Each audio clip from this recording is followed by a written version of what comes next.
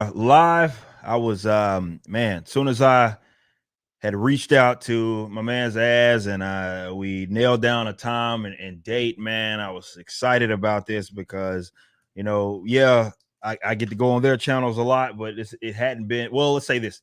It's been a while since we've had people from our corner kind of over here, and now that everything isn't as crazy with the Rippaverse, though it's about to get fucking crazy again this month because the release of Alpha Core, everybody's anticipating that. But today, of course, joined by my man's ass. You know him as HeelvsBabyface on all forms of social media, especially YouTube. What's up, man? How you doing? I'm doing good. I gotta warn you. You gotta be careful. Director X called us a racist. So Oh, I just want to give you a heads up appreciate that. I might be going after you, Eric. Simply because of that. Because I didn't like Robin Hood, and it was complete garbage, and it came across as the funniest fucking comedy I'd ever seen in my life. Apparently, we just don't understand this. So I saw y'all got on the radar of the director there. I saw Gary. I got some right. Okay, I'll give you some a scoop. All right. Okay. It's gonna come out in a video, which will likely come out tomorrow. I'll give you a scoop. I've had a little bit of contact with Director X. Okay. When I did my initial Robin Hood video about a year or so ago, he did an Instagram response and he atted me in. So it came into my messages on Instagram. Well, he sent it to me on a message on Instagram. Okay. So I watched like a couple of minutes of it and then just turned it off because it was so badly directed. The audio was appalling. It was like a camera had been put on a table to I think in Jesus Christ. And so a few weeks ago, a mutual reached out to me about 2 or 3 weeks ago. Mutual reached out to me and said, Director X wants to come onto your channel. And I was just like, that's it. I was like, I bet he fucking does. I said, clearly to discuss this Robin Hood business. And he was like, yeah. And I was like, well, I wouldn't even entertain it without me seeing it first. Why would I bring somebody on who wants to talk to me about the show when I have no knowledge about the show? Okay. I have my assumptions, sure. So I said, I don't even know if it'd be worth my time. Yeah. So I said, at the very least, I got to see the show. So the show aired last week. I saw it. I did my video. It was dog shit, absolute fucking dog shit beyond compare. And then I get reached out again by this mutual and says, Director X wants to. He's like, he wants to come on now. I was like, yeah, I bet he fucking does. and I said to the mutual, I said, look, I don't want to humiliate him. Yeah. As much as he's a douche and been a dick and race baited, I don't want to humiliate him. And I feel he would also humiliate himself. Yeah. And I said, so I might be open to a private discussion with him and see what he's got to say. So he says, okay. He says, how do I get you guys in contact? I said, tell him to message me on Instagram, and I'll pick up his message and I'll communicate to him there. So he messages me, Director X messages me on Insta and says, yo, how we gonna, I don't know, it was speak I don't understand. I think it's Hollywood speak. And I was just like, meeting? Take it this is the meeting thing. So I was like, well, I'm busy this week. I'm really busy this week, which I am. I said, but next week, I got a couple of days free. Pick one. And he picked the pick one. I said, because I'm in the UK, what time? Because you're obviously abroad. I don't know what time zone he's in or anything. And then that article came out where he just calls everybody, all the people that talked about the show, racist. Yeah. And the what did he call it? The angry geek community or something like that. It was, and I was just like, this guy's. When you want to talk to somebody, there's got to be a level of trust, a little bit of trust with them that they're coming from a position of good faith. And I was just like, 100%. This guy ain't coming from any position of good faith whatsoever. So I just messaged him. I came back from the gym last night and I just messaged him and I said, I just saw your article about the IMDb review where he did his Skinner from The Simpsons. Is my stuff shit? no, everyone else must be wrong, type of thing. And I said, I think you're just a race beta. Yeah. I said, I don't think you're coming from any good faith position whatsoever. And I ain't got time to waste on you. So good luck. Have fun. So he like spurged like 4. And I swear to God, as soon as that message went up, typing immediately appeared at the bottom.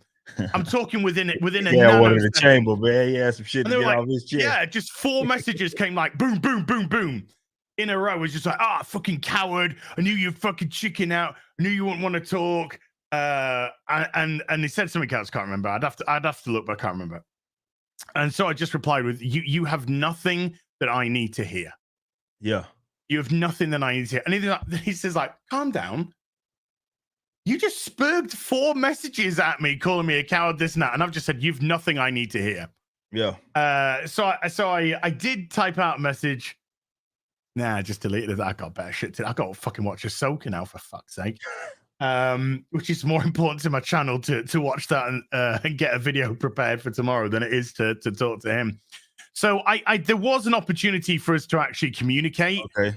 I didn't want to put him on the channel because like I said, most of all, I don't think the guy's genuine.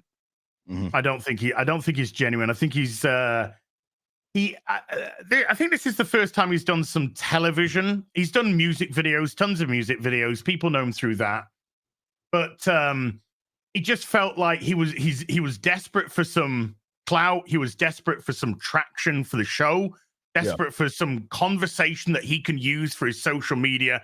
We've seen him being very active on Instagram and stuff to try and get people talking. So it really felt like the guy. Nah, this guy's not coming from a genuine position whatsoever. If he wanted to have a legit conversation, yeah. When he replied, he actually said something along the lines of, "Dude, we could have more in common than you think." That was what he replied. And I initially replied back by saying, I really don't think so.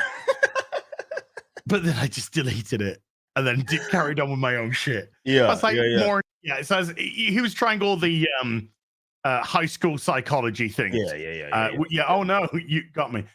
But so, yeah, I just didn't, I felt like he already had his pre-planned position, which was, you're racist. Right.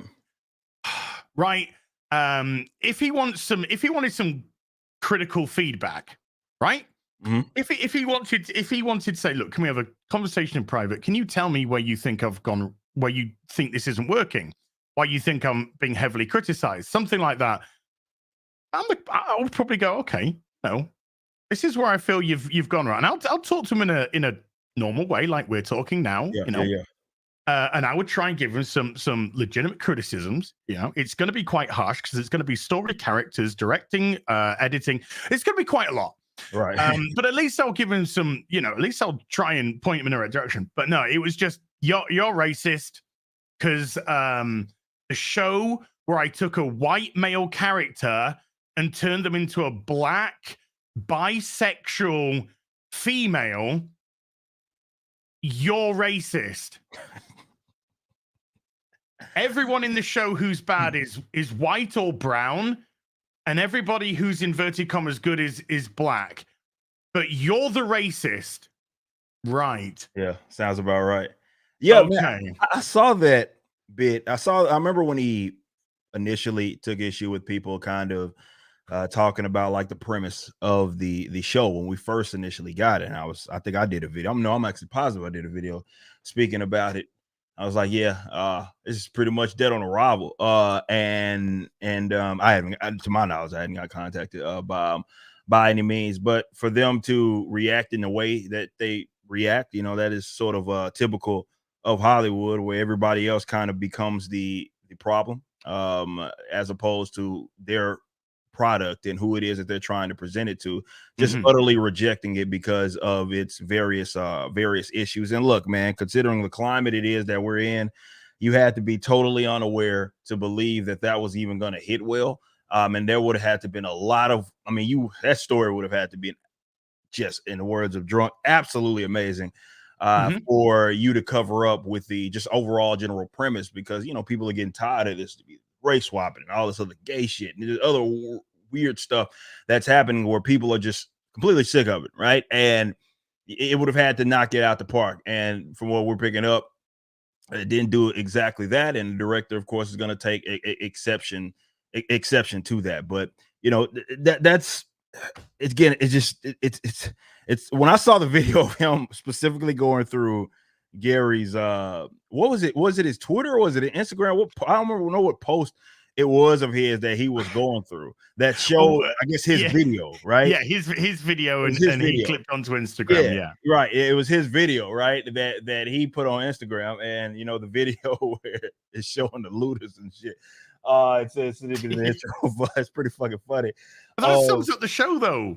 Yeah, sounds about they right. Stole from the rich and gave to their own family. Yeah. Well, to pay to pay for the mother who actually broke the law. Yeah, that sounds about right. That sounds exactly about right. And he took great exception to that. Yes, as well. But I'll tell you this, Eric, it's fake. Yeah, he hasn't taken great exception at all. He's just desperate for some click, some conversation. Makes sense. I guarantee you, he understands. I don't think the guy's stupid. You don't get to do what you do for a living and be that stupid. I think he knows exactly what he's trying to do. Like I said, I think he's a beta. I think he's a race beta, and he wants this story. I mean, this feels like he's released this 4 years too late for the party, for the party of all of this crap starting, right? Because it's starting to get thoroughly rejected, even by people that were like, "Oh, you're just seeing things," and like as far as a race swapping now, hey, what's the big deal? Even they're starting to reject it. Yeah. So I think I think he knows what he's doing.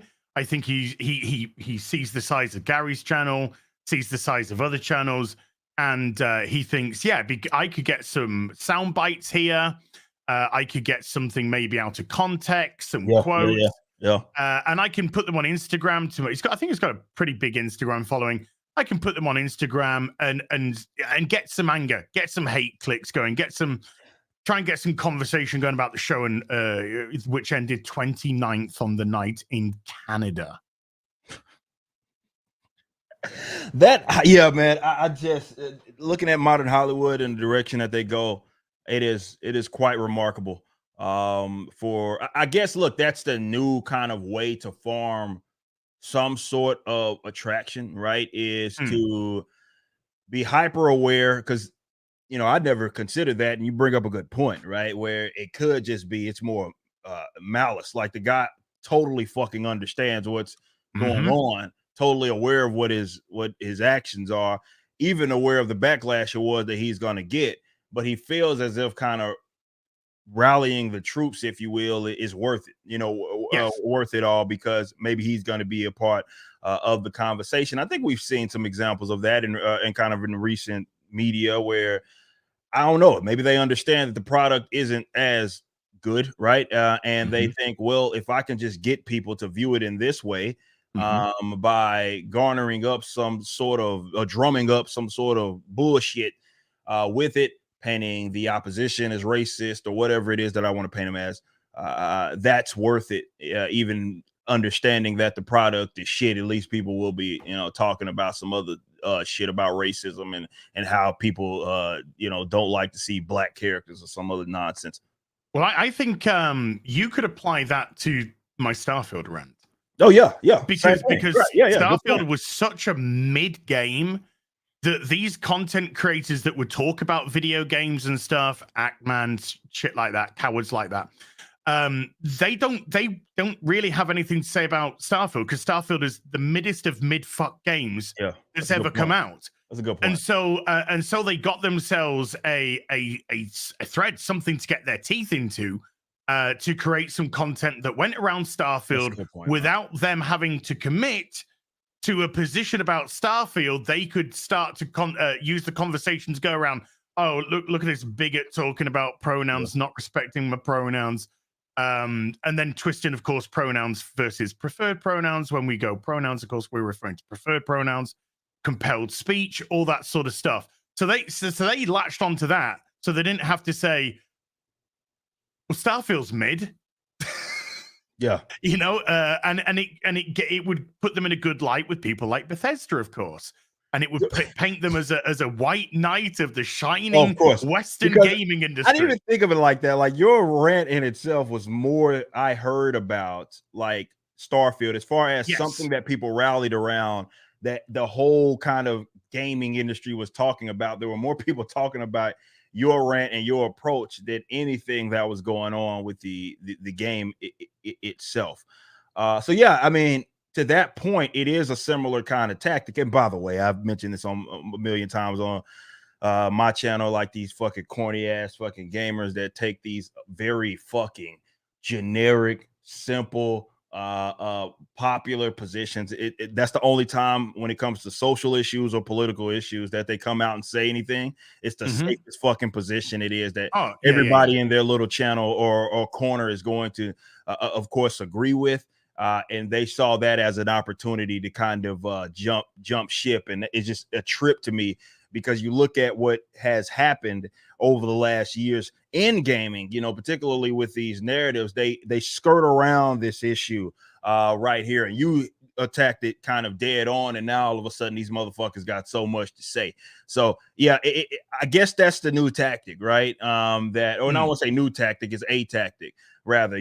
They know, let's say, the product in itself is not going to be able to you know, some people go into it knowing and understanding, because I guess you can see the shit a mile away, right? You can't, I don't for once believe that these guys are creating something and they're like, once they start seeing that initial cut, they're like, fuck, man, we might be sitting on a fucking dud right here, man. I think these guys are at least aware of that. But even I can't even give them that much credit, leeway, because at least with this whole Robin Hood stuff, we're talking about a general premise that it could have only been rejected, right? It was a general premise considering the climate that people were namely going to, or mainly going to just reject it wholeheartedly.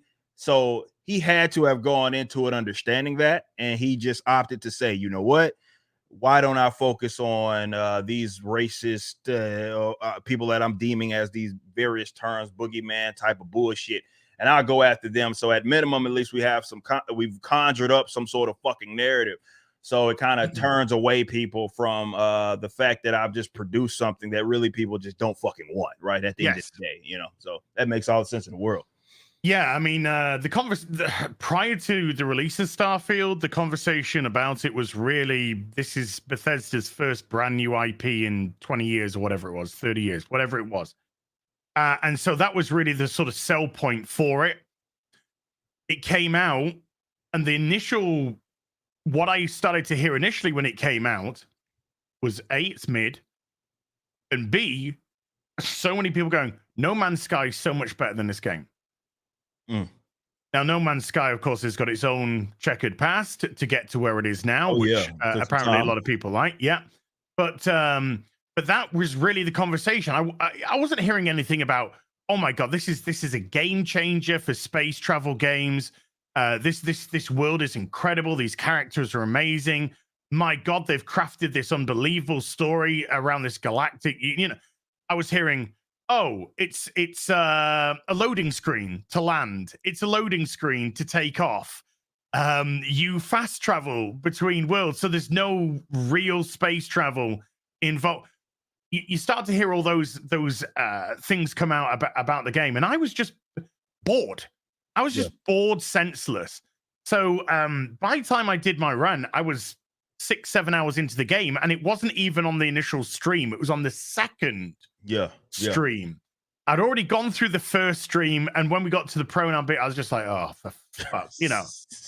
It was like one of those moments. Yeah. And I had just been systematically broken down by boredom throughout the 6-7 hours. That by the time I got to the woman who said that she was a clone of a man, I was done. I'd had enough. And it was they're off.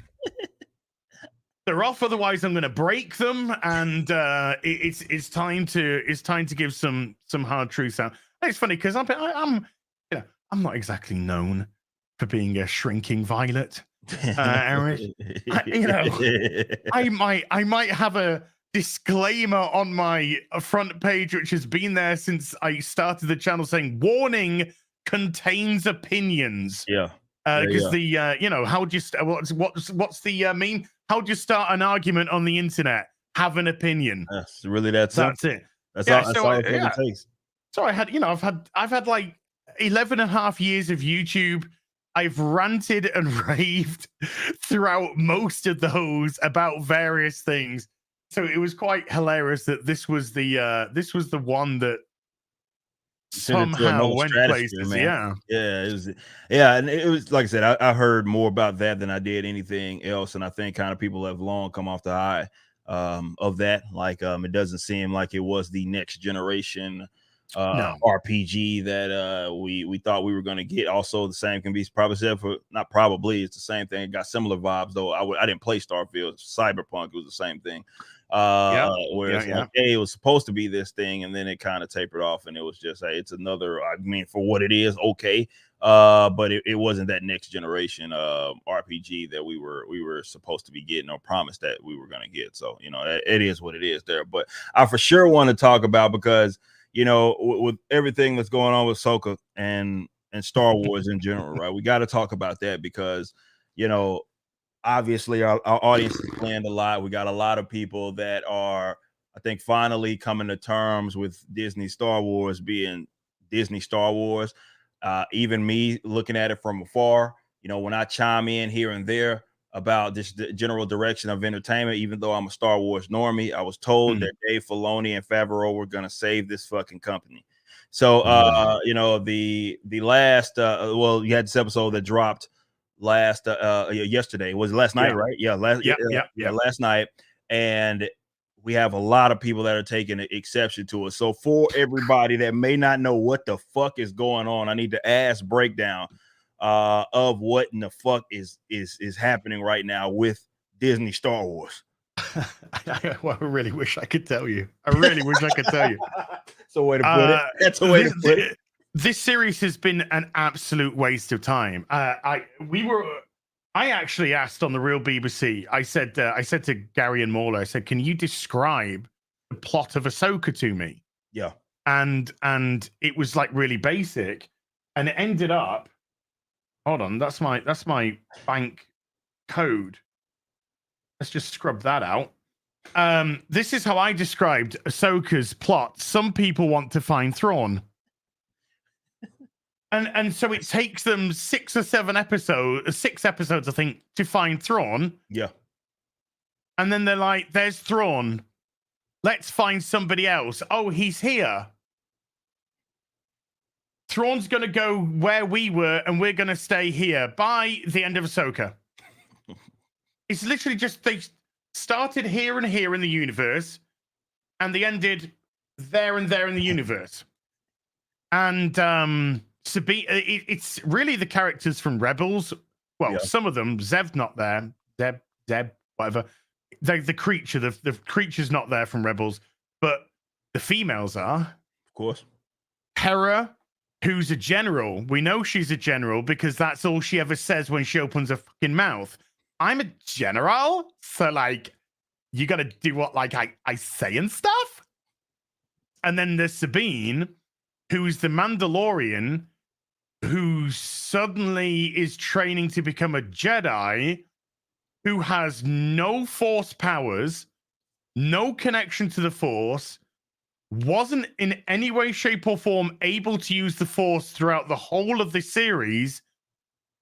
And then in the final episode, uses the Force out of nowhere to save herself and then save a person who could use the Force but wasn't using the Force because he had to wait for the person who couldn't use the Force to self-teach themselves the Force so that they could save themselves and then save them. Gotcha.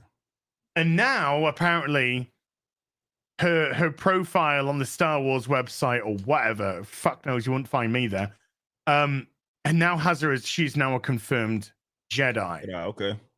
But apparently, because Ahsoka reconnected with her in episode 2 or whatever, 1 or 2, and they spoke for 2 minutes in a ship Train about how Sabine can't use the Force. That's training. That's training, Dude, bro. Didn't you watch the show, dude? She totally like trained a dude. What are you talking about, bro? Totally like trained a bro. Really? Okay.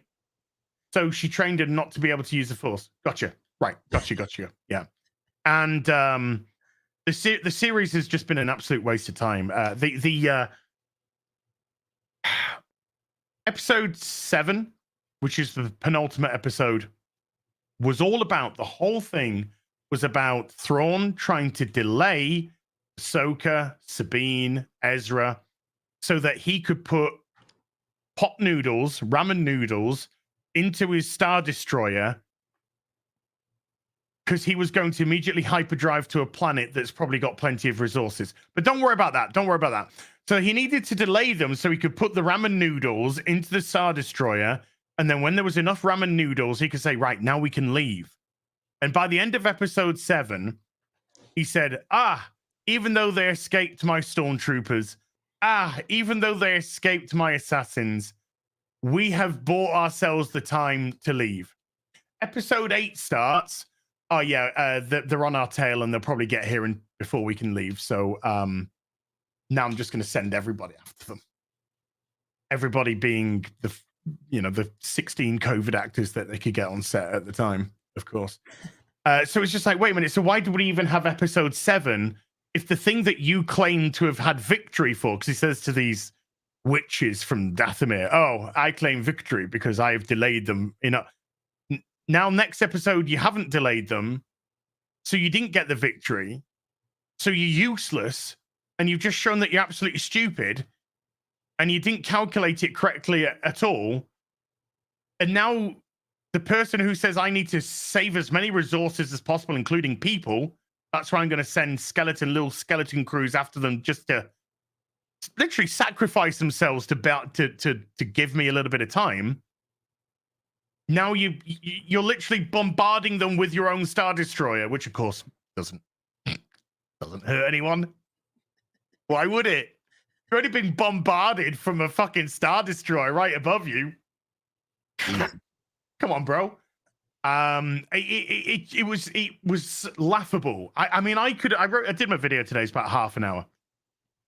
I could have spoken for an hour and a half and literally nitpicked every single bit because it just got so ridiculous. Ezra, this Force user, suddenly who said, I don't need anything. I don't need a weapon. I don't need a lightsaber. I don't need blasters. I just can use the Force. The Force is my ally. Had to pick up a stormtrooper's gun and wipe out a bunch of stormtroopers because they were going to kill him, showing that he was stupid. So then the next episode, he constructs a lightsaber to go into battle. And then when he's actually being... When he's got a dark trooper after him, a zombie dark trooper, by the way, who is impervious to blaster fire, he decides the best way to attack him is to try and kick him and punch him. And he's fighting on this the top of this spherical tower, where he could just force push you right off. Yeah. But he can't do that because intersectionality in Star Wars says the man can't have any agency and can't be shown to be doing anything heroic. This man must suddenly say, I'm not going to use the Force. Not going to use the Force. I'm not going to even try and get my lightsaber back in my hand or anything. I'm just going to try and kick this undead dark trooper in Beskar armor by the looks of it, because I need to wait for the person who doesn't have Force powers to teach themselves Force powers so they can save themselves to then save me because I'm a manzel. Just a complete and utter manzel in distress. That doesn't make fucking sense. And when they're running to the Star Destroyer, they've got a couple of wargs. We could have had 3 because in the last episode, we saw a person who arrived on a warg just run away. So they could have left their warg. So there could have been three wargs and have each of them, Ahsoka on one, Sabine on one, Ezra on one. But no, they decided the person that ran away actually took their mount and flee. And so Ezra rode bitch with Sabine. because he's a man in Star Wars. And a man in Star Wars is effeminate, and he is in no way threatening.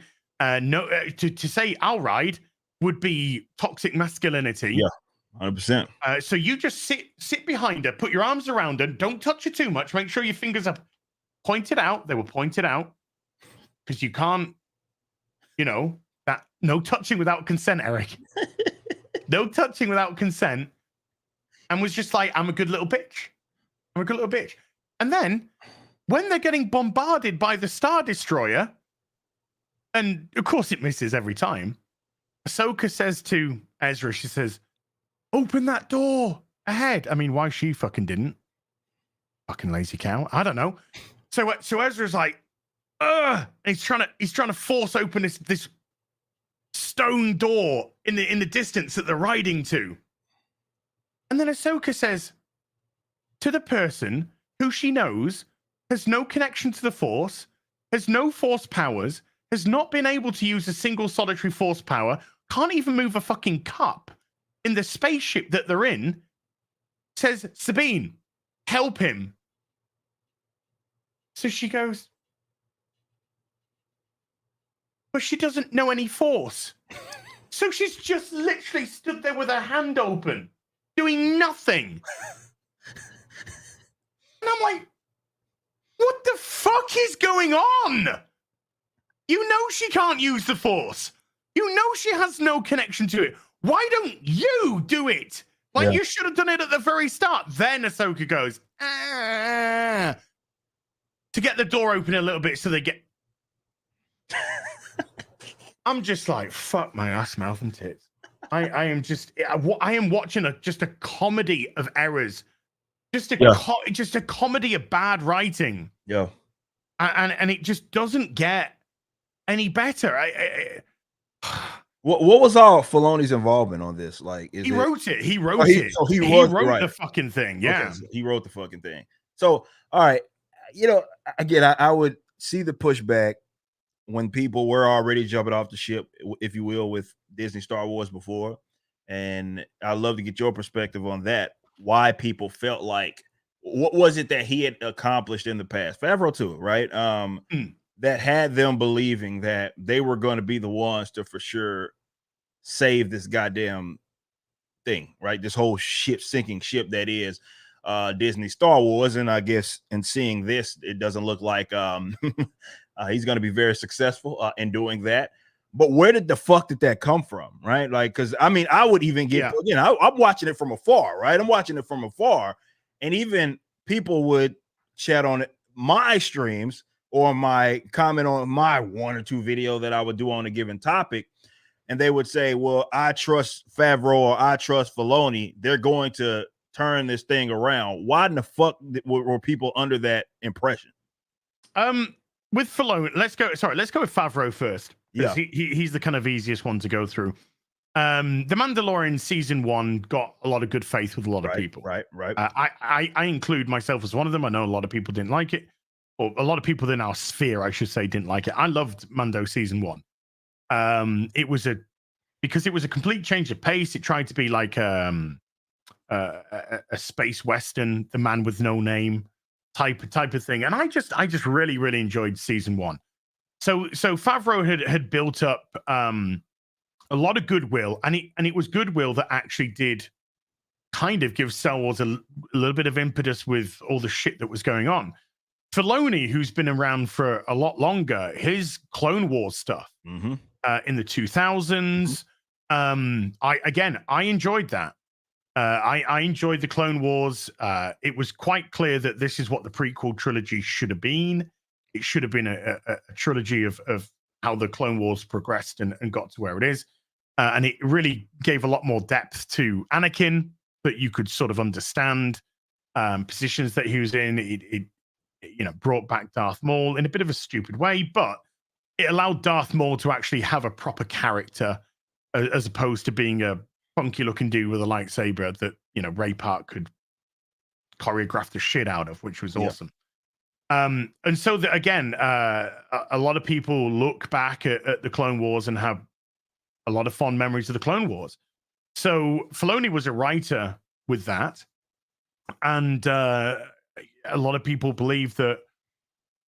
I mean, even the 7th season that they did, which came a long time after the 6th, because of Disney taking over and getting into place, and them finishing off this Clone Wars saga. Even though it started off well, had a really patchy middle, it ended very strongly indeed with Ahsoka. And so this character of Ahsoka, which when she was initially introduced back in the Clone Wars series, was actually not well liked at all. She was brash, cocky, annoying as fuck, and people just like, we don't like her. And credit where credit's due, Filoni did take that on board and change the character. He changed her from a very unlikable character initially to, by time we had the end of season 7 of the Clone Wars, I think most people who'd have watched the series would be like, Ahsoka's a great character. Okay. A great character. Then Rebels came along. Rebels had come along in the meantime, and that was not very good. The first 2 seasons were pretty weak. And then the last 2 seasons, season 3 and 4, were an improvement. But it did miss some of the beats. It did sort of fail at the final hurdle. Ahsoka should have died at the end fighting Vader. Instead, we had Ezra, this world between worlds shit, which got created, which is so annoying. But essentially, you can see either different dimensions or different periods in time. And Ezra could see Ahsoka fighting Vader and grabbed her, put his hand in and pulled her out to save her, which was stupid. But that's where we are with Star Wars, because Filoni wants his creation of Ahsoka to be the greatest ever. You know, she has a connection now to everyone, Anakin, to the current stuff that's going on, Mandalorian. You know, this is the smallest universe imaginable. Luke Skywalker. And it's funny, like, well, never mentioned in the original trilogy, never mentioned in the prequel trilogy. She would have been, you know, potentially been mentioned in Revenge of the Sith, because her story had technically nearly concluded by then. Mm-hmm. And oh dear God, he's come into the live action, and he's managed to take Ahsoka from a hated character to a beloved character. I hate it again. I think, to the most part, to a hated character. That's fucking impressive. Gone full circle. That's fucking impressive. Yeah, I mean, look, because like I said, that's one thing that I noticed just sitting from afar and watching people. They banked a lot on those 2 individuals really turning this around, because I think it had become, I mean, I don't want to say a consensus, because there's for sure always going to be randos that insist that there is nothing wrong with anything going on with Star Wars and everything's perfect and fine and dandy. But those that at least understood that there was a problem, at least banked on those 2 fucking trying to save this, or they thought that they were for sure going to do it. And now that I think the writing's kind of even more so on the wall, because I'm looking at people that have, I mean, they were clinging on to this thing, man, and seeing them even be like, what in the fuck am I watching? To me, I don't know if Star Wars is at the point of no return, excuse me. It might be, but I don't know where the fuck you go from now, right? Because I mean, what other opportunity do you have to get back into good graces? Or rather, what team can they present that would get people stoked enough to even give a shit, right? To give them a chance to be like, okay, they're gonna turn this fucking ship around. Because what do we have coming out? Is there gonna be a season 2 or something? What the fuck comes out? What comes out after Ahsoka? The next thing to come out is The Acolyte. Oh yes, that's right. That's fucking right. Yeah. Which is set about two or three, a few hundred years before Star Wars. And that's written by Leslie Headland, the former personal assistant of Harvey Weinstein, who fed him women for him to do his thing, which he's now in prison for until the day he dies. And she then wrote a play about an abusive boss. Sure, that was just purely coincidental.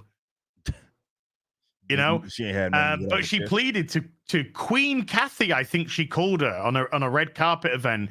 Queen Kathy, And Queen Kathy called her up and said, let's make a series. Now, Eric, this series is set 200 or 300 years before A New Hope, before Star Wars. It's called Star Wars, but it got if you, because you're a creative person, you're a writer, Isom.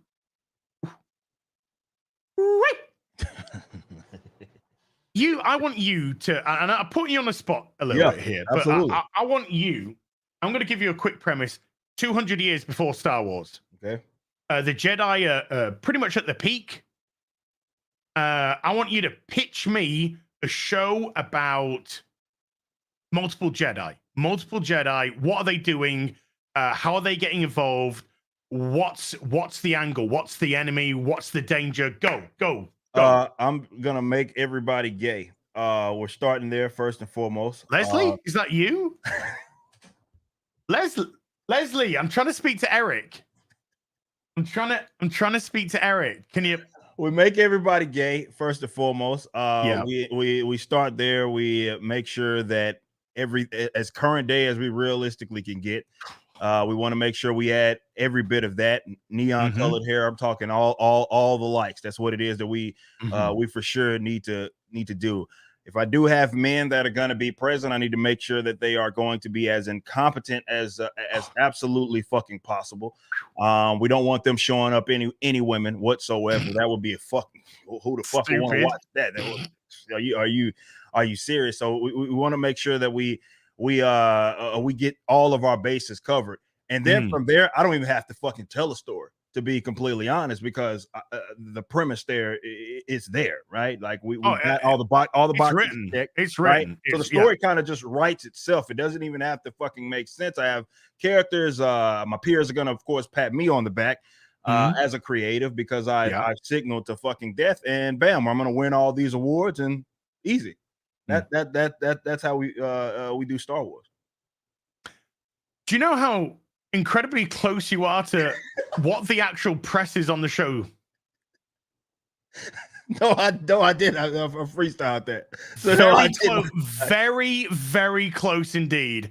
Because Leslie Headland managed to say the word "as a queer person" 3 times in 2 sentences, and from the trailer, it is intersectional women in space with lightsabers.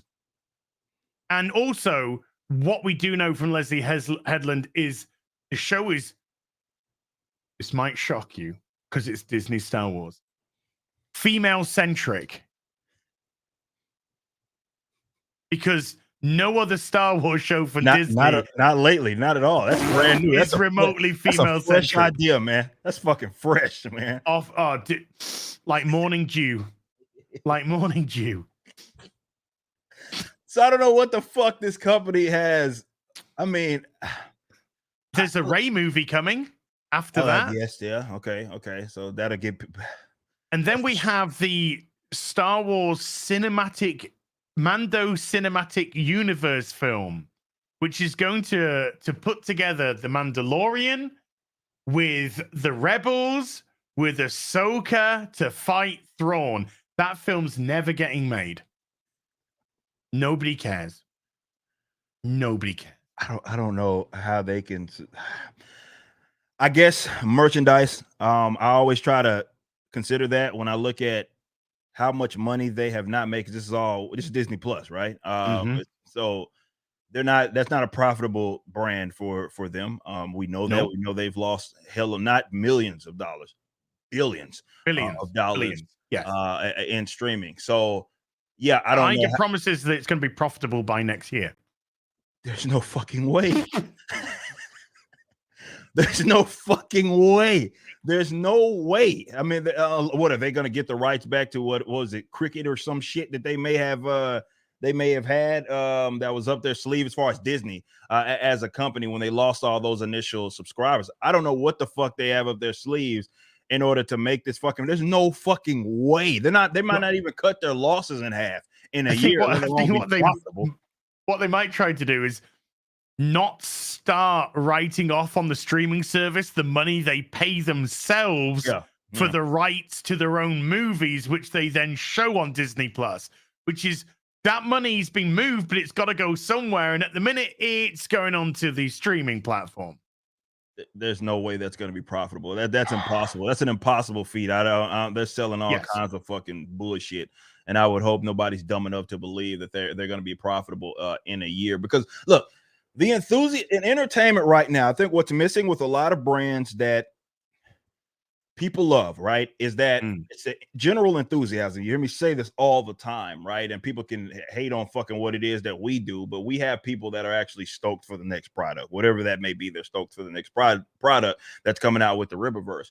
Whereas to now, with a lot of these, it's not just a Star Wars thing, it's a Marvel thing, it's hell, DC, you can throw them in there, and a bunch of other fucking properties that people have known and loved. And what's happened is that, you know, being a customer or viewing that, it's more of a chore now, right? It's less of, okay, I'm like really fucking stoked on this. It's more of, all right, I like this and I kind of got to go through it, right? And I mean, you can't even have a profitable entertainment brand if that aspect is missing. You can, even though I would not agree that these people are very creative, but you can think you're the fucking most creative person in the world. And I think they often think of themselves as that. I think people don't understand that. Look, man, the people that these guys are making this material for, I just had this conversation with Razor Fist yesterday.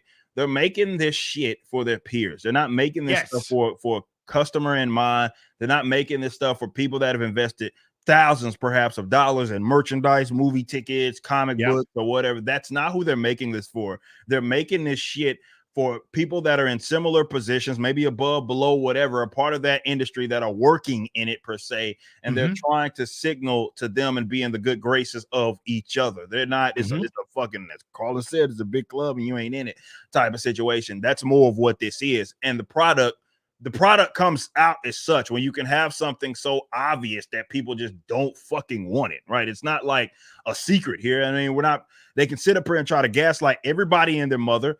When you say, look, man, I don't think this is really what fucking people want, right? You're not crazy. You're not batshit. Look, people, these are people that have been customers for this shit forever. It doesn't mean that we're all going to agree that everything on every individual like line item. That's not what it is that I'm saying.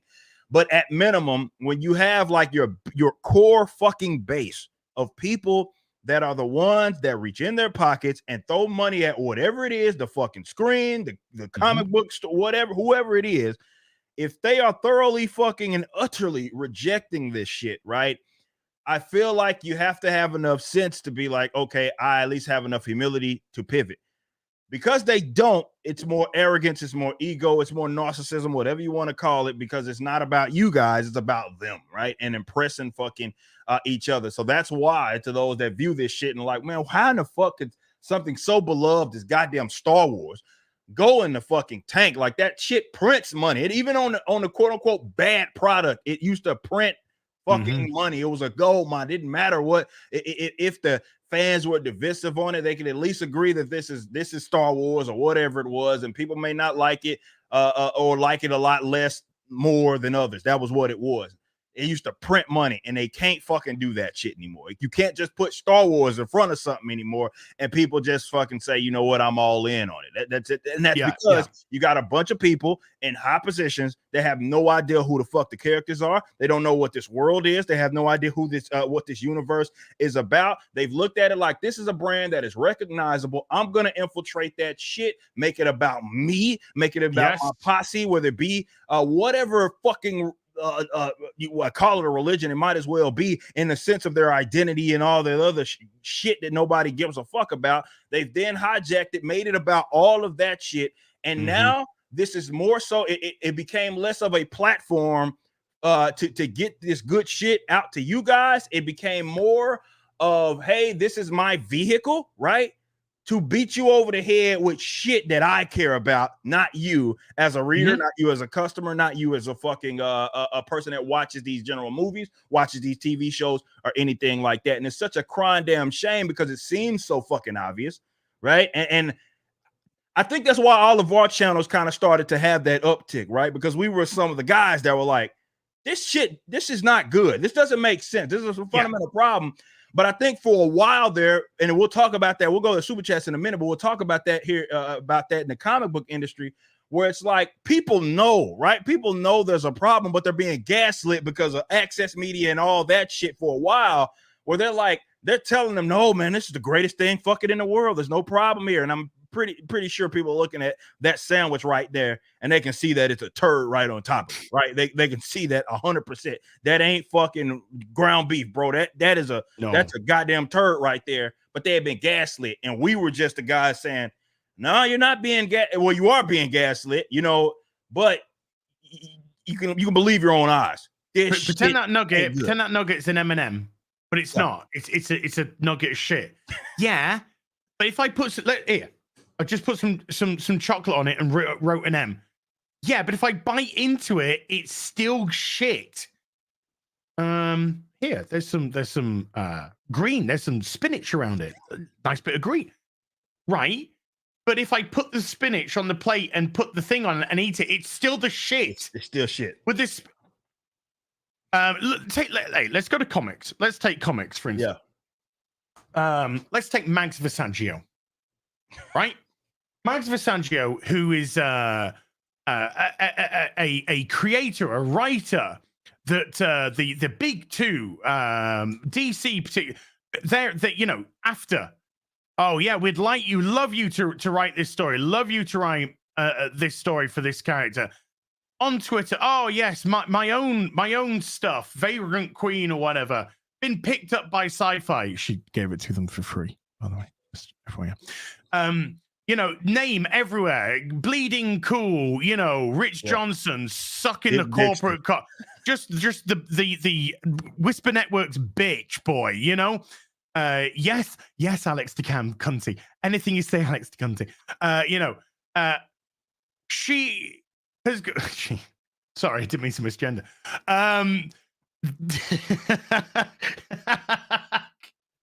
They almost, because I'm just using the non-personal pronoun. That's it. Just non-personal, because I don't know you, so I'm just referring to you in the they. They almost every month will tweet out, haven't got any money. Money's tight. Mm-hmm. I have a GoFundMe set up every time to pay my bills. But don't do it anonymously. Make sure you put your name there so I know who doesn't get cancelled. Yeah. And who hasn't given money to the extortion fund. Right. And I'm thinking, this is weird. Somebody that's so incredibly popular with the mainstream comic book industry, who's given plenty of jobs, plenty of opportunities, might be blacklisted now because of what she's trying to. Anyway, plenty of opportunities, has got no money. Has Mark Millar got no money? No, I think Mark Millar's got a lot of money. Scott Snyder, has he got no money? No, I think Scott Snyder's got plenty of money. Sean Gordon Murphy's he got no money? No, I think Sean Gordon Murphy's got a lot of money. But they've sort of buggered off from the mainstream. I wonder why, So it's just like, this is so weird. How can somebody be so successful in the comic book sphere and yet so broke that they have to have an almost persistent GoFundMe extortion fund? Yeah. Now, let's say you are a creator that has, some sort of ideological aspect, in as much as you identify as gay, you identify as religious in some way, and you say, I want to create a book where I talk about my ideology. I want to talk a book discussing gayness or whatever. I want to write a book discussing my religion and how it affects my life, etc. Right. That's niche. Mm-hmm. That's going to be niche. Let's say the religion is, I believe, in the sacred spirit of Uthman-Douche. Okay, it's pretty niche. What, 3% of the population is actually gay, not opposed to the 152% that California think are actually gay in the world. Yeah. So if you want to write a book about, your gay experiences or whatever in a superhero form or whichever form you want to do it, it's niche. You can't therefore expect to get a mainstream audience. You could write a great book, But that doesn't necessarily mean that you'll get an audience. It's true. Because you could write a great book, but somebody can quite easily say, it's not for me. Right. 100%. It's not for me. And what's happening now is people are doing that. Nobody has ever said in the comic book space, you can't create your own stories. Right. Nobody said that. Right. People are absolutely welcome to make their own stories, talk about their own experiences, whatever you want to do. But you can't expect to get a mainstream audience. Right. So now we're getting the shaming. We're getting the typical far left tactical aspect, which is you shame people. Oh, if you're not buying this, you're a bigot, you're a racist, you're a homophobe, you're this, that, and the other. No. If you don't want to sleep with this demographic of people, that means you're. But no. It's preference. Right. It's just not. I'm not going to find that interesting. Yeah. Not the story I want to personally read. Good luck. I wish you all the success in the world. Not for me. Thank you very much. And that's no longer allowed. It's you have to accept this. DC are currently doing Dawn of DC, I think, whereas another attempt to redo everything. Another attempt. I think this one's meant to be to fix things. This is the fix. What do I pick up to roast? I mean, I pick it up to roast because I had pictures of it sent to me. The Hawk Girl miniseries, written by a. Anyway, moving on, and it's just, and this is part of the Dawn of DC, and everything in it, right, was my best friend is gay. This superhero I just bumped into is gay. My best friend who's gay. Sorry. Best friend who's gay, but not even sure if they're a woman. I think the quote from the book was, "I'm still poking that with a stick." Why not? Hits onto Hawk Girl, who just says, instead of, "No, I'm not interested in women. I'm interested in Carter and John Stewart and shit." Yeah. No, she says, I'm very flattered, but I'm just not looking for a relationship right now. So you saying that you're potentially open to one with them? You know, if the circumstances were more conducive to you, and then of course the superhero who she bumped into who's also gay goes back to a morbidly obese, diverse gay partner,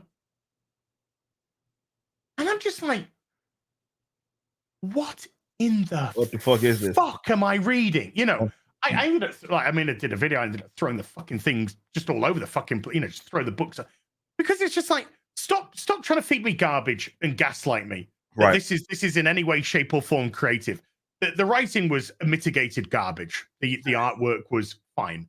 You know, the artwork was fine. It usually is. I mean, that's the sad thing about it, right? It's like, Playman, great artist. Tom King, there you go. Fucking travesty. Yeah. And it's just like, how just stop telling me this is a fucking comic. This isn't a comic. This is a diversity hire that doesn't deserve their position at one of the big two, being allowed to waste money and waste people's time so that they can pat themselves on the back every time. So that Jim Lee and crew can pat themselves on the back. DC can say, "Oh, we are so stunning and brave and open and diverse." And then, of course, nobody fucking will buy it. Every time. They'll talk about it. They'll tweet about it. They'll tweet about it, right? Get all the retweets in the fucking world. Leading cool, articles, CBR, everything, sales. Wah, wah.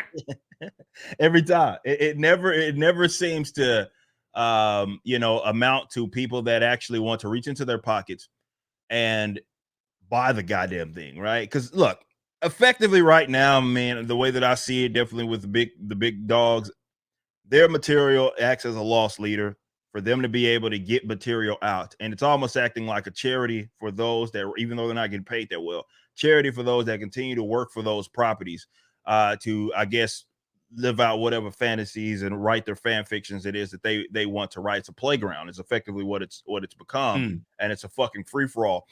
But it's no actual structure, and it's not earning them enough money or profit that it could live on its own. And I just did a video not too long ago, actually talking and discussing kind of the history of comics and talking about the market and all that, and how it kind of never really made sense, but especially now, considering that the sales basically are in the tank, so much that nobody knows what the fuck is selling what. If they were doing well, they would shout it from the goddamn mountaintops.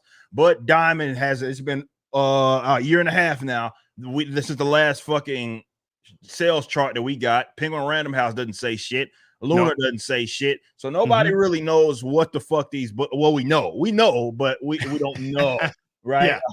We got a very good idea. Yeah, yes, we have a decent understanding. Yes, as to what direction this fucking industry it is going, and I think that's partially why when you see a guy like us, and there's other people as well in this space pop up, and we actually make it profitable, right? Artists actually get paid. Our artists actually love being here, and they kind of rock this kind of Rippaverse brand with pride. And check just go off just a little bit, but it's because obviously we found out what works. But I love the point that you brought up earlier. It's like, look, dude, you can think, and I think it's a big challenge for artists and writers, because I think they believe that and it's such a stupid thing, but I think they think markets go to their beat, and it's just not really how it works, right? So they believe that, hey, check me out, I'm really, really good, or I got this awesome idea, everything's great. And they don't seem to understand that it's not you yourself that you're making. I guess if you're trying to make it therapeutic, and in some ways it can be, but if you're just writing a story or drawing a story or whatever it may be, and it's only for you and you only, you can't be surprised when people like utterly reject it. So you could think that you have a good story, but to your point, it's not for them. So there is some level of market that you have to gauge and identify if you are to be successful as a publisher, as a person that's putting out these stories. It's not just about you and how creative it is that you think you are, or how amazing it is that you think you are, or the fact that some peer fucking cosigns and pats you on the back. Do the other people want it, right? And I think that's why the frustration is centered around like a lot of the Rippaverse, because they think, right, we're undeserving, right? They're like, well, I could do better if it was my friend, they would do this, and it's like, well, do it, but if it's that easy, fucking do it. But you can't, because you're not marketing, or you're not trying to present a project to people that want to buy the shit. You're presenting it to your fucking peers that you're trying to pat each other. You're breaking your fucking elbows trying to pat yourself on the goddamn back. And it's just not, again, and that's not anything that's just adopted by them. Obviously the mainstream, they're notorious. They're fucking notorious for doing this shit and trying to write material for an audience that really doesn't fucking exist, right? It doesn't want to, but the best they can do is try to funnel it through a character that people recognize. Right, Batman, Superbad, whoever, DC, Marvel, it doesn't matter, you name them. If I can funnel it through them, at least I'll have some chore buyers like I was for a very long time, spending literal hundreds of dollars, right, a week. And I go there, I'm knowing this is like, fuck, man, this is probably not going to be that fucking good. We talked about Tom King post that fucking wedding, right? Holy shit. I don't know what the fuck this guy was doing. It was a midlife crisis that he was going through. But between that, speaking of crisis, hero in crisis as well. And I'm sitting here consuming this shit, and I'm like, what the fuck am I reading? Like, what in the fuck? You talking about Heroes in Crisis? Yeah. I couldn't fucking believe what I was reading. That was one of the fucking worst. Like, when I talk about just absolute destruction of a fucking character, I don't know if I've seen anything fucking like that limited series, and I wouldn't recommend that on my worst enemy to go read Heroes in Crisis.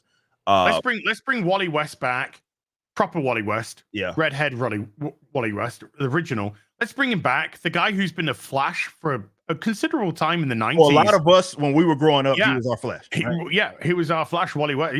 Barry Allen had disintegrated in Crisis on Infinite Earth. Yeah. And then just after that wonderful moment where Barry pulls him out and brings him back in, which I got a little bit emotional about reading that. I was just like, fuck yes. Yeah. And then just have Tom King go, oh yeah, he's just going murdering everybody. Fucking fuck, man. Like that was I could not believe what the fuck I was reading. And then they had to immediately try to repair Wally West after the series. By the way, Tom King, who's on James Gunn writing team for the DC universe. Oh yeah, man, that speaks very, very well for that fucking. I mean, you know, you can possibly a couple of things.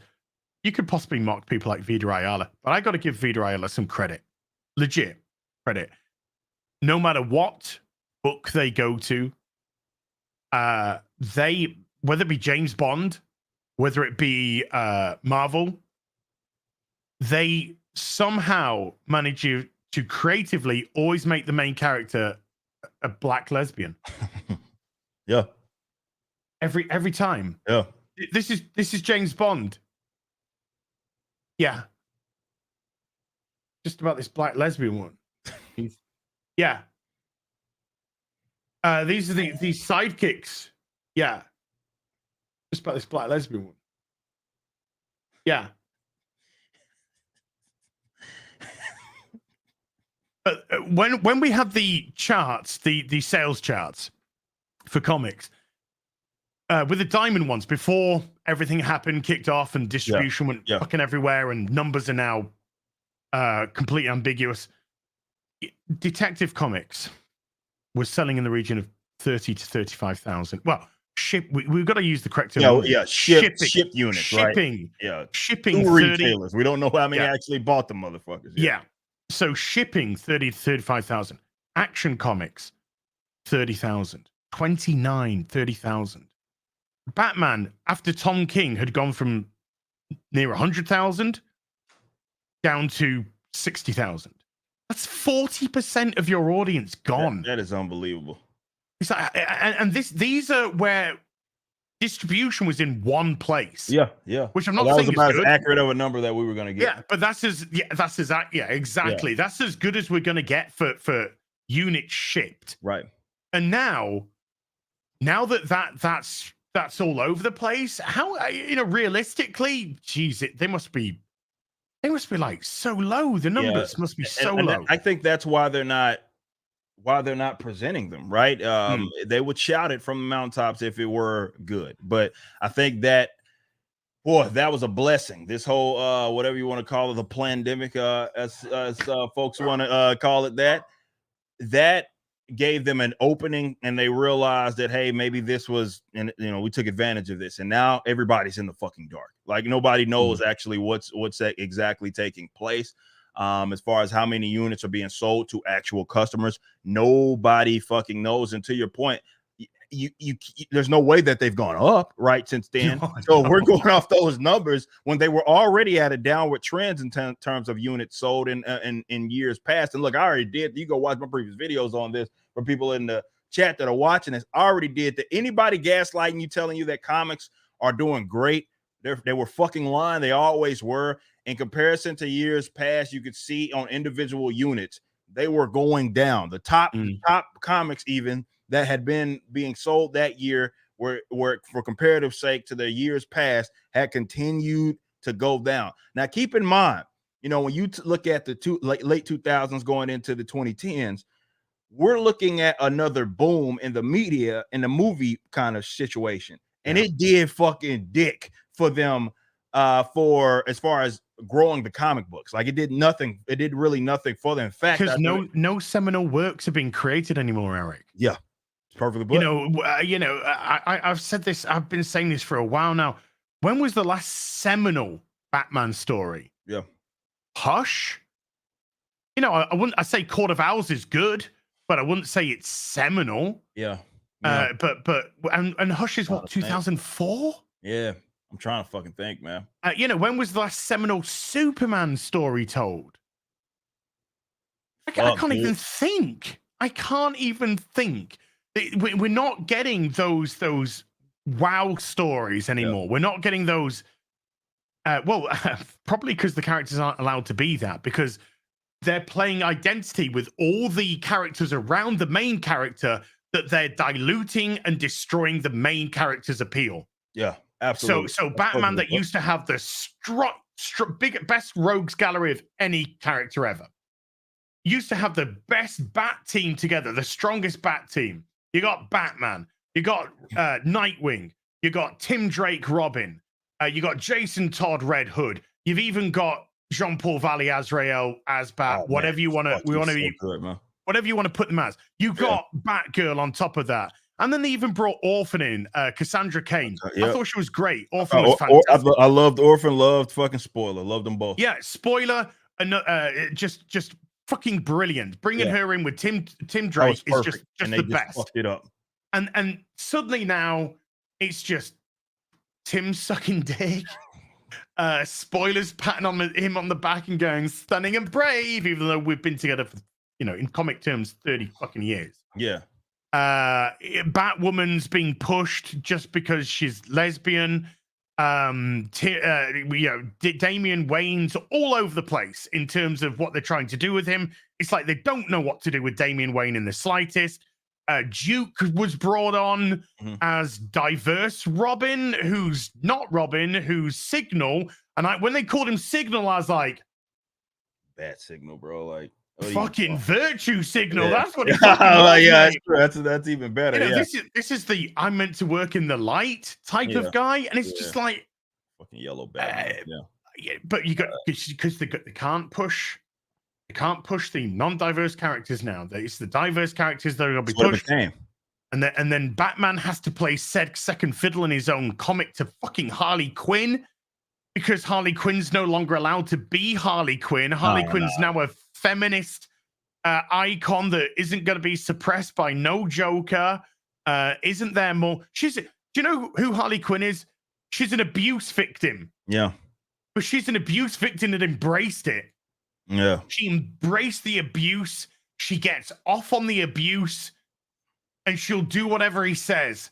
She's brainwashed, absolutely brainwashed by it all. But you can't have that because it's a woman, and you can't have the man having that control over the woman any longer.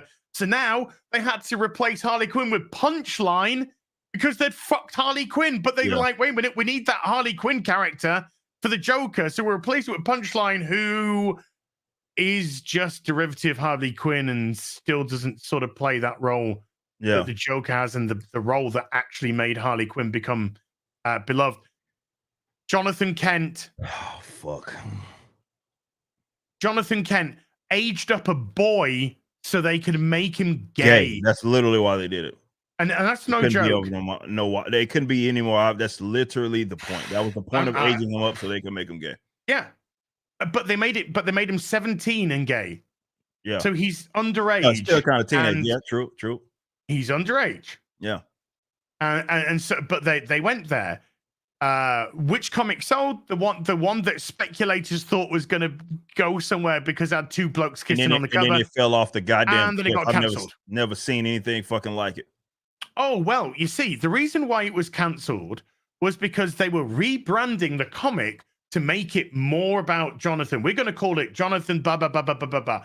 And it's going to be a new ongoing series. And all you bigots that said we've cancelled this because of low sales, you're all wrong. By the way, this ongoing series is going to become a mini-series.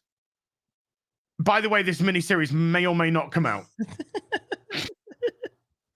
They knew that shit wasn't going to make any fucking money. There's no fucking way. Look, this is, and I'm glad we're talking about this because I often get frustrated about this because I know you are one of the people that were at least versed enough in it to understand kind of where I was coming from on this. DC, I think Marvel had been going in the tank. But DC had a fucking window, right? It was short. It was short-lived, right? Right after I know where you're going. Yeah, I know exactly. Post New 52, right? Yeah. We're going into this rebirth period, right? Rebirth period, even in the front of the DC universe, right? Era. And man, everything for the most part, at least as far as they were getting back to the basics. Everything that everybody had the complaints with over the last like 7 years or whatever it was with New 52. They were like, okay, we're gonna correct this. We're bringing Wally back. We're doing, taking Batman back to its roots. We got Detective Comics, we got Batman, we got Superman, we got action. Everything. And Jurgens back with Superman Action Comics. Right, we're getting it back to the fucking basics. That's what it is that we are going to do. And they had a window where I thought that it was so fucking like it's more specifically the Bat family, right? It was as intriguing as it had been in a long time. Naming some of those names that you brought up, right? Where you had fucking obviously Batman, you had Batwoman, right? You had Tim Drake was back as Red Robin, but in his old Robin costume. Right? Actual Red Robin, right? You Yeah. had Red Hood, you had obviously Nightwing was doing his thing. Clayface was brought in. Clayface introduced a new dynamic right to the team. And I remember covering this stuff with the channel and everything. I was like, man, this is fucking solid, bro. Like this. James Tynion IV was writing, and it was good. Tynion knew what the fuck he was doing with those characters. Yeah, it was as good as it had been in a long time. And then just I don't know what the fuck happened between again, Bendis obviously with what he did with Superman. You had obviously Tom King. I don't know. Look, man, I thought he could. And I look back at my old videos and I'm like, fuck, man, this shit was all right, man. And then it started off very well. His run started off very good. Really look, man, the War of Jokes and Riddles, I thought was fucking some solid ass fucking work, right? I thought the War of Jokes and Riddles was fucking solid.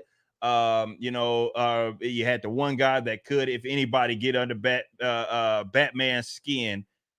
Fucking put his hand in the front because he knew Batman can't kill, right? I thought it was a powerful fucking scene, right? And Joker was willing to basically put his hand in front of a fucking knife just to prevent Batman from going and doing some shit that he knows he's not supposed to do, just to keep that was so symbolic, right, of who the character is and what Joker even meant as far as the dynamic between as well as him and fucking Bruce Wayne. And now, like I said, I don't know what the fuck happened, if it was something that was going on with in his real life. He became, again, what I point to is like a modern example of one of the worst goddamn writers, or let's say a fundamental problem with the industry. And if I'm trying to look for a name, right, I always point to him. I don't know how you could go from what I at least envisioned, at least what he was doing before, to that. I just don't know what the fuck happened with that guy. I think his last good issue for me, or at least his last fun issue for me, was the date night with Lois and Clark. When him and Selena and Lois and Clark that was solid. Went on a double date, and that was actually, I thought, really good. And then after that, he just became a sad, pathetic. I need you, Selena, otherwise my life is over. But he never. Tom King just did fucking dumb shit. Thomas Wayne just appeared out of nowhere. And if you ended up reading the payoff to that, spoiler alert, the payoff was dog shit. I did not really understand what the fuck they were doing. It became when a convoluted goddamn mess. Yeah, when he did the crossover with the Flash. Yeah. And at the end, we're seeing the world sort of coming to an end. And Thomas Wayne was just like embracing the end of this world, whatever it was. Well, it just materialized him into Bruce's world. That was the payoff. That was it. Just he didn't die. It just actually just made him spawn in the real world. So yeah, we just had this just he was literally just being dragged around by Catwoman. Yeah, and I think the best thing that ever happened was her ditching him, because that launched Catwoman's solo book, which was written by Jolie Jones, Jolie Jones. And that was fantastic. And she actually wrote a fucking great Catwoman. It seemed like she knew exactly what she was taught. She knew exactly the mentality of Catwoman. She knew the character. Looked like somebody had done their research, or certainly loved the character enough to be able to go, yeah, I can write Selena. Her artwork was fantastic on it. So at least we got some good Catwoman because of it.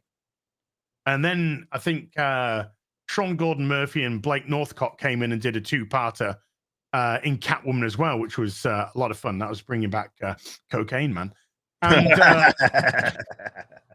And so we got that, but this was what precipitated Gary and I just quitting buying mainstream comics. Yeah, I got to the point where I was literally just buying the Tom King comic because it was just Batman. It's bad. Yep, it was a chore. It was a fucking chore. But I just wasn't even reading it no more. And then I tried to read City of Bane, and by then I was just like, checked out. If I had hair, I wouldn't have hair. I would be bald now because I just would have pulled it all out. It was just abysmal. I couldn't. Bendis destroyed Superman.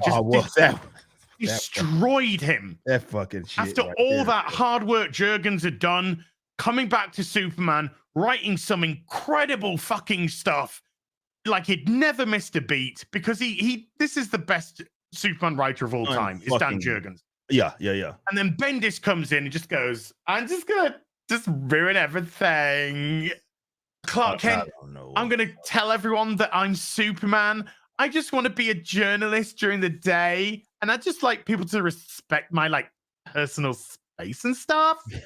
And then whenever I want to do like Superman and things, that's when I'll like do it and stuff. Okay. You remember when they were putting that shit in like fucking every book, right? Like that he was on his way. Bendis is coming. Bendis is coming, and I was like, "Oh yeah, he sure is fucking doing that." I mean, yeah, maybe not the way we're thinking. But yeah, he fucking came all right, all over fucking the legacy of Superman. That's what he did. Oh my fucking god! I remember reading this. He's destroyed Superman. He's like, my work here is done. Unfucking believable, man. They were hyping that shit up so much. It was when I say it was like in every fucking DC book, it was basically in every fucking book. Like Bendis is coming. That's what it said. And it was like it was less about Superman and more about fucking which I didn't know. Look, I didn't know what the fuck, and maybe people will disagree with me on this, and I'm fine with that. But I didn't really know what the fuck he had done to gain so much like respect to be where we're putting writer over character, right? And I didn't understand that element. I mean, we were talking in some cases like 2-page spreads of this fucking shit of Bendis is coming, and I'm like, man, they're really going in on this fucking shit.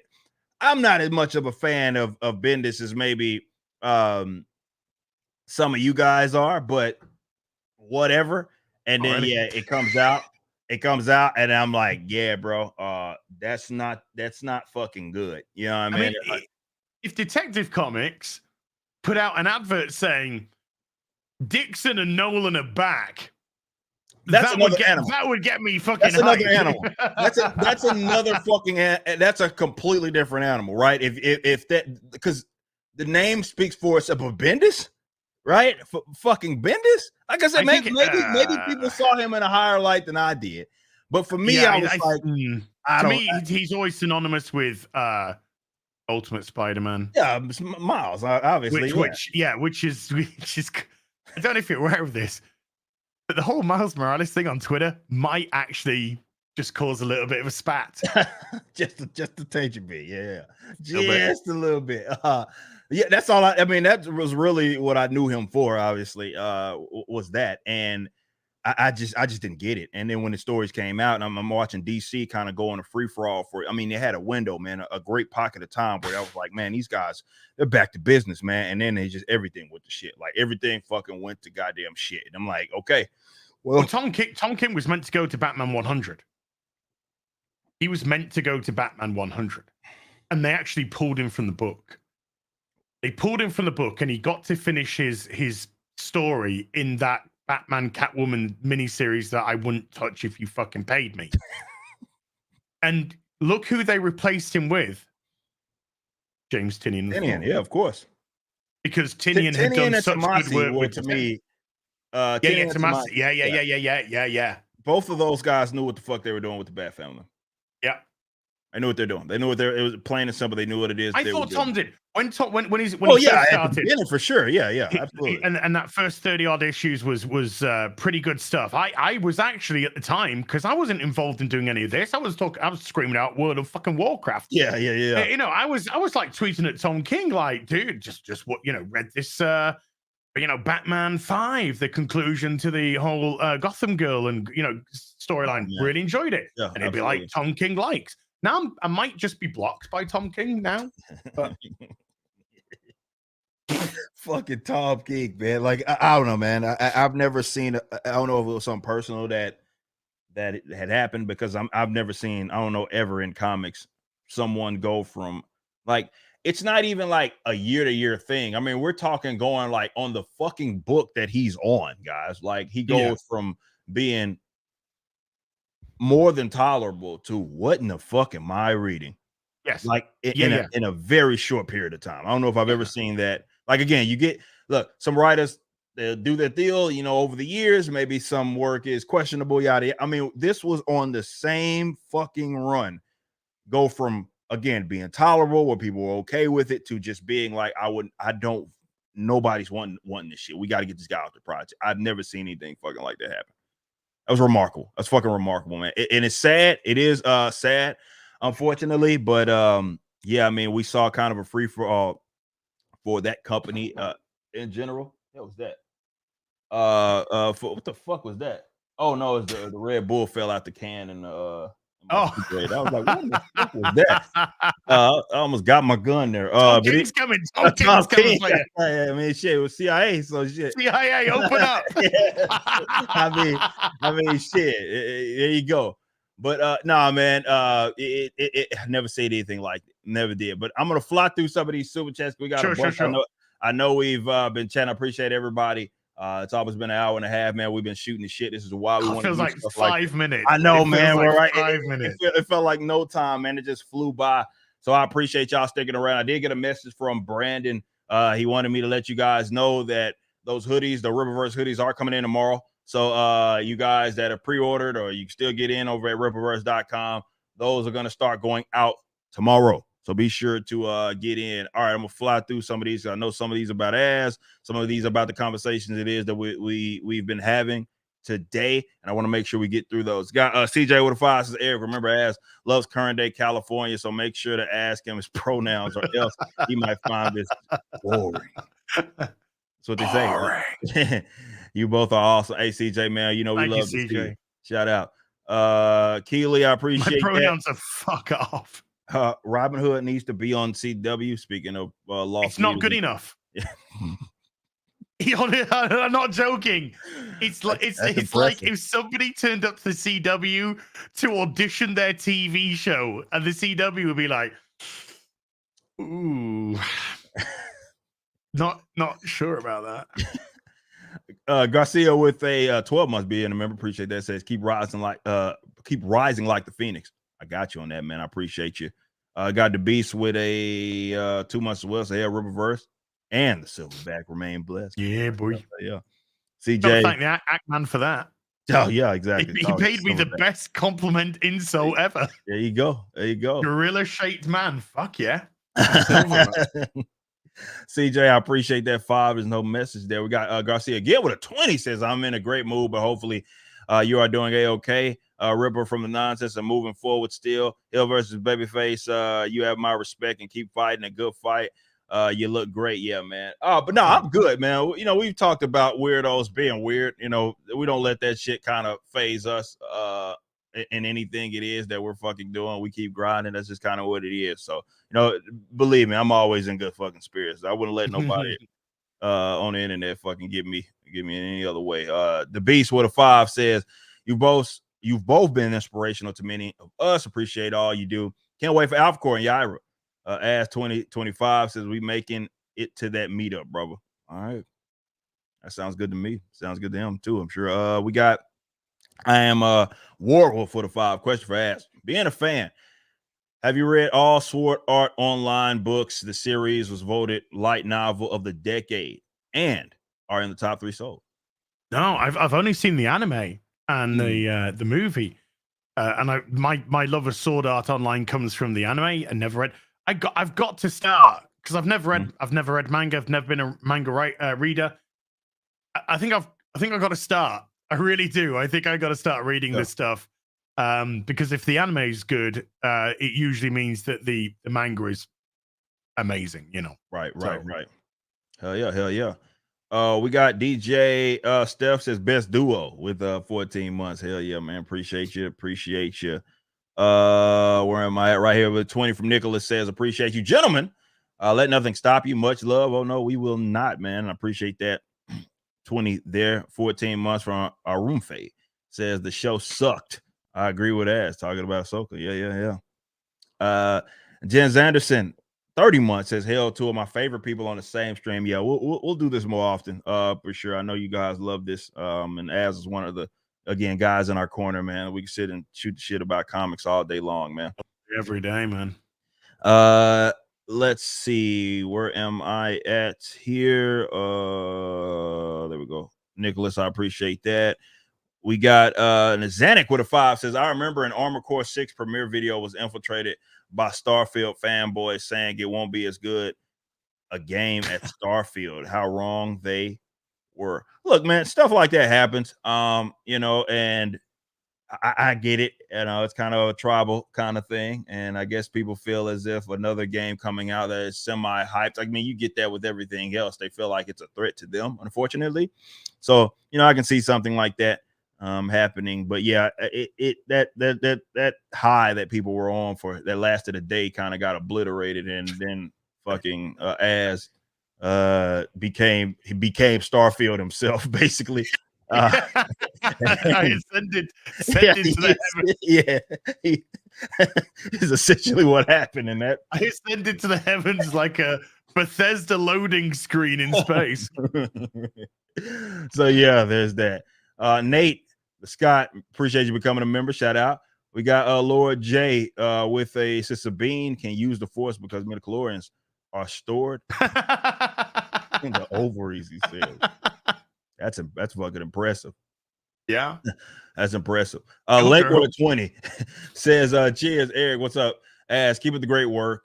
Ignore the haters like digging Vito the trash. And okay to being on the fence sitter is truly a sad long time fan. Hell, the Iron Age comics.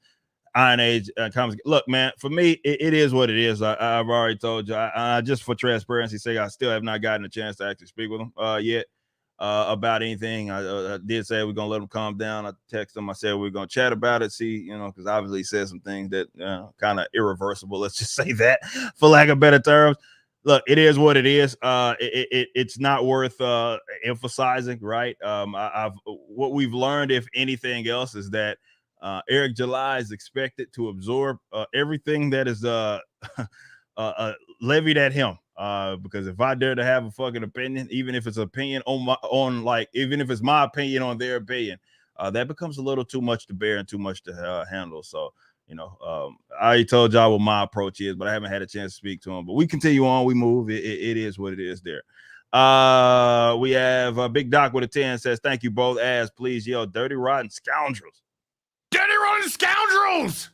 There you go. Ripped, what's up, Doc? Says I'm black, hate Nick Fury. Being black and Slick Rick would make better. I am all for. I would say that if they made Slick Rick tokenize Nick Fury, I would have accepted that. At least he's really missing an eye. Yeah, I would have for sure accepted that. Shout out Slick Rick. Okay. We got Butter Biscuit with a 10 says, what's going on, man? Haven't caught you live in a minute. Glad for your success. By the way, I'm no longer a sub-mail carrier, but a regular now. Moving up. Well, check you out. Says my benefits start plus. I'm losing weight. Well, you know, I love to hear that, man. Keep going. Keep fucking going. Keep fucking going. Yeah. Shout out to you, man. We got Bush and Ryu Cat with a 2 says, can we invite Neurotic on? Well, dude, if he fucking wanted it, I would have gave it to him. But I know he was on the latter half of his nooner while we were about to go live. And I know I saw some of you guys came from that as well, but I'm sure it's fucking Gary. He got a million things to fucking do all day long. But yeah, if he wanted it on, he'd have texted me for sure, and I'd have gave him the link 100%. All right, we have a 50 from Beetle Johnson says, I'm at work. I'll watch the member repeat later. We'll leave this live for it's too good for us to kind of hide behind member chat. We'll leave this live for everybody. Remember, repeat later tonight after work. Thanks for your hard work, Eric and Az. Just wasted my break. Well, hey, there you go. I appreciate you so much, Beetle Johnson, because $50 ain't cheap, by the way, man. So I'm gonna say you didn't just waste your break; you wasted $50 as well. On us, man. So, nonetheless, thank you. I appreciate you so much, man. We have Jason with a 10 says, Mando season 1 was a win for me. I just lost all interest in Star Wars, Marvel, and DC. Done. Look, man, I can't say that I blame you. I really can't. I can't say that I blame. I'm not gonna try to talk you off that ledge. Sheep Do you know City, the, my man. the worst? Sorry, dude. Do you know the worst thing Go ahead. is? I've been collecting comics for 30 years. You know, still buying back issues now. Absolutely. Just not buying the current shit. Right. You know, I'd Right. rather put my money in good old shit. And the sad thing is for me is I do not miss buying the new stuff. I agree. It just hasn't. It was once you stopped, it was just like, oh, It's not so bad. Yeah, I can take this money and I can put it to back issues, which are actually really fucking good instead. And because there's such a body of work out there that's already been written. You couldn't possibly consume all that shit. So nope. You might as well. It's better. You might as well go for that, right? You might as well. It's way better.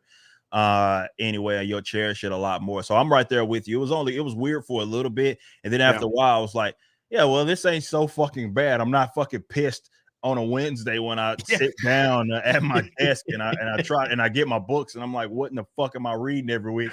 It's not so bad. It is not. It is not so bad. So all is good there. So yeah, man, I feel you on that, Jason, man, and more power to you. Sheep with a 10 says ESG is sending you a massive check for that Star Wars pitch. However, you forgot the part where the lightsabers vibrate instead of lighting up. Oh shit! Oh, that'll really, that'll do it. What's happening? Sheep City. One with 10 says, imagine the creativity Disney could have fostered with billions they have wasted. Well, if they cared about that, I mean, yeah, I look at that and I look at their budgets and what they're spending, and I look at what we're able to accomplish over here at the Riververse. I'm like, dog, if I had a fraction of that, the cool shit that I could make happen would be fucking incredible. And they're literally pissing it away, and then pissing on people, and then telling you that pisses rain. It's rain. That's essentially what it is that they're doing. It's it's sad. What did you boys didn't? By the way, if I get this wrong, sorry, Richard, get you more shit. But didn't your boy Zach say the modern day comic book industry is essentially a Make-A-Wish foundation for talentless creators? I'm so like that's again. This is why I said it almost acts like a charity, because think about it. That's the only place that can afford to sustain those losses, right, for an extended period of time and employ them. These guys, and a lot of them have found out the hard way, right?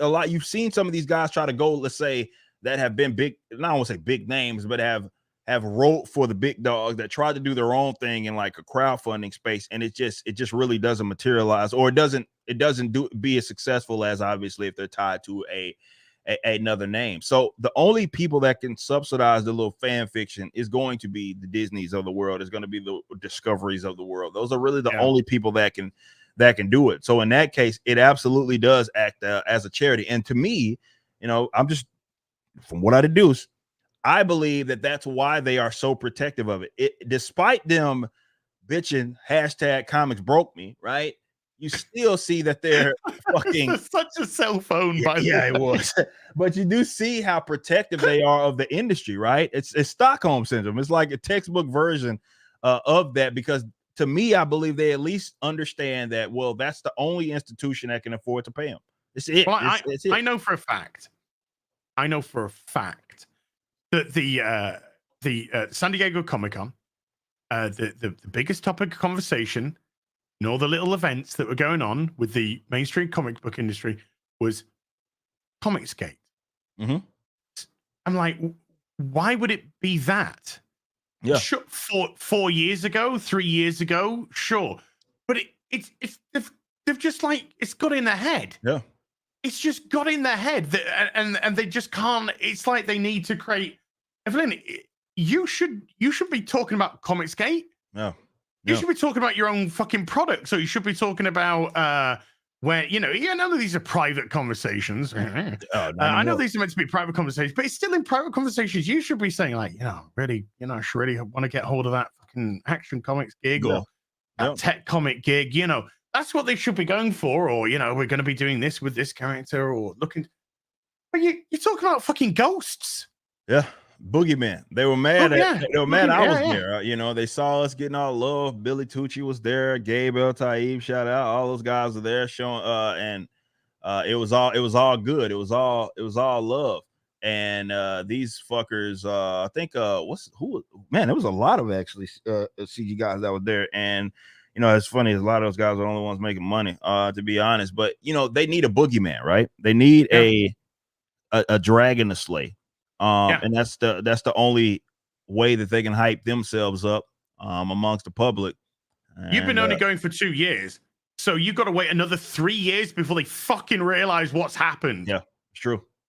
It'd be 3 years' time that they go, fucking rip a verse. It'd be like, he fucked you in the ass 5 years ago, bitch. Yeah. That was long. That was a long time ago. That was a long time ago. But thank you for that, Wolf. I appreciate that. We got Silver Ogre became a member as well. I thought y'all already were a member. We got Big Doc with a 5 says, Doc fixes Ahsoka. Watch Forrest Gump. 1, watch Forrest Gump. 2, imagine Gump race and sex change in space. Okay. 3, now a plank of wood inserted into established history. Makes sense. Okay. I think a plank of wood can emote more than Sabine could. Neo Nimbus with a 5 says completely off topic. But what are y'all's favorite Super Saiyan forms? Also, Alpha Core is going to be dope. Yes, it is. I mean, I know everybody's not a fan of GT, but 4 just looked fucking, I don't know, man. It just looked so fucking clean for me. So I would have to go with Super Saiyan 4. Mine's Eric July. I'll take it. I'll fucking take it. Fucking Super Saiyan 2 comics, man. If they fuck, man, y'all better be lucky I can. I mean, I know I'm hairy, and maybe people that think lowly of black people would call me a monkey, but you better be glad that I'm not one, because holy shit, I will. You'll be a fellow silverback with me, mate. Oh yeah, I'll be one with you, right? Yeah. I'll be one with you. So yeah, there it is. We would be equal. That's what we've been fucking doing, man. Yeah, pounding some chest. We got Lynn Jones with a 10. Says I was with the wives at a con when a creator complained that the incest book wasn't selling very well. I can only imagine why. It shocks me. Nice person who seemed to have no idea what a target audience is smiled and sipped my drink. Look, one thing that I've noticed in being in this industry is that there are people that they kid themselves. Let's just say that. They don't target audience isn't even a thing for them. They just think, and maybe it is coming from the more communistic, socialistic line of thinking, or they think just because they did something and they worked, like they are old and inherit or should inherit some level of support. And guys, that's just not how it works. No. Do you know what virtually every industry needs a healthy dose, and it's a word that you used earlier, of humility. Absolutely. 100%. That's what it needs, a healthy dose of, because it is all out, and it's been dry of that for a long time. But there is plenty of ego. Trust me, and you can try to explain it till you blew it in the face, and a lot of these cats don't get it, and they'll start putting energy towards knocking the people that have found a way to target their audience and make money, and they think that, I don't know, again, just saying just saying that's how it often works out. And look, on a serious note, I just don't think that's productive use of your time, man.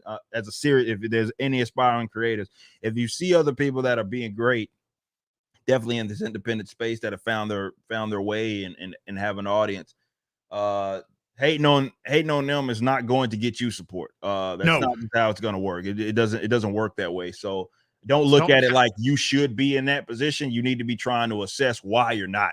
And that's the ego bit that a lot of people just don't, they're unable to get beyond, because they think they're more deserving of the support than like I am, or whoever it is, some other successful person. They're like, well, I could do better, or I should be doing that. And this is why they always offer their fucking advice on how you should be doing things and all that with your platform. It's like, yeah, man, if you could do it, you would. And you should. I mean, if you act, but this is the thing. The market is the market at the end of the day. So if you are writing your little obscure, weird fucking shit, nobody wants it. That's just what it is. And you need to come to realization, but don't think that you're old support. Just not how it works. It's just No. not. It's not economics, man. A lot of people want to count other people's money. Boy, tell me about that shit. Jeff with a 10 says, "Ask, can we get a manga? Quit laughing." Okay, manga, stop laughing. Nah, I'm just kidding. Carry on. Yeah, I love you too. That's what they do. Please and thank you. Shout out, thank you, Jeff. We got 25 months from Brandon. Says clowns are always There you go. There you go. Yeah, about yeah. your money. Yeah, that's what we just saying. Yeah, that's just kind of how it works. I've long accepted that. Lord J, I appreciate that. Got a 252 from Jarvo. Thank you. We got Matthew with a 5. Canadian says, Eric and Ass, what a combo for Wednesday. What are your favorite comics of all time? Well, it's funny. He mentioned what mine would be in more so of a series because I like what it meant to comics. I also love what it meant for publishers actually correcting mistakes that the fans had issues with, and that of course is the Crisis on Infinite Earths. That's got to be it for me. And yeah, this whole idea of, hey, this shit's getting out of hand. We got X amount of versions of all these characters. Let's try to get this shit merged and streamlined. And it's funny. We talk about humility. And that was one of the rare times that we saw a little bit about that. So I'll let Az answer what's his. Oh man, there's a lot. I'll try and smash through a few just to give you some ideas. Number 1, Crisis on Infinite Earths is just the fucking tits. Batman Year One, Death in the Family, Nightfall, Contagion, Legacy, wonderful stories. Batman Hush, absolutely insane, absolutely incredible. Death of Superman is actually really good fun. Yeah, ultimately, it's really good fun. It's the Death of Superman. Watchmen, phenomenal. Yeah. Dark Knight Returns, absolutely brilliant stuff. I'm trying to think mini-series, unless we have to, if we go contain stories. I'm also a little bit of subversive one for some, but Batman the Cult, I think, is fucking epic. And when your boy Zach again did his video about how boring he thought it was, I was just like, this boy's taking his money from his shit and started smoking crack. Because Batman the Cult is fucking brilliant. There's another one for you. So, but there's so, honest to God, there's so many more. Long Halloween, I can add so. Yeah.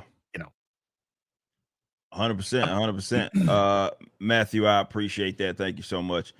Where am I at? We have Jared with a 5 says, have either of you read Superman American Alien from Exlandis? Okay. Yeah. I'm considering. I have it. Yep. Yeah, I do have it. I was waiting until I got all the parts before I read it.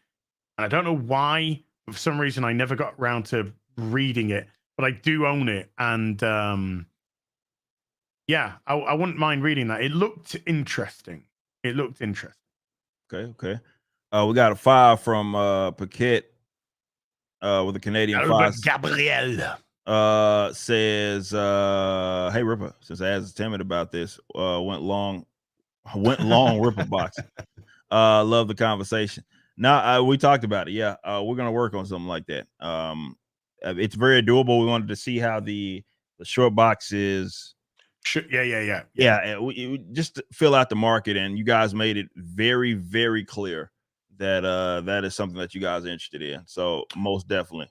No pressure, because I've already asked you about long boxes. Would you consider plastic boxes with the split covers for added protection? Just throwing that. I'm not against that. I'm not against that at all. Yeah, that's something that I'll be okay. I can look into that.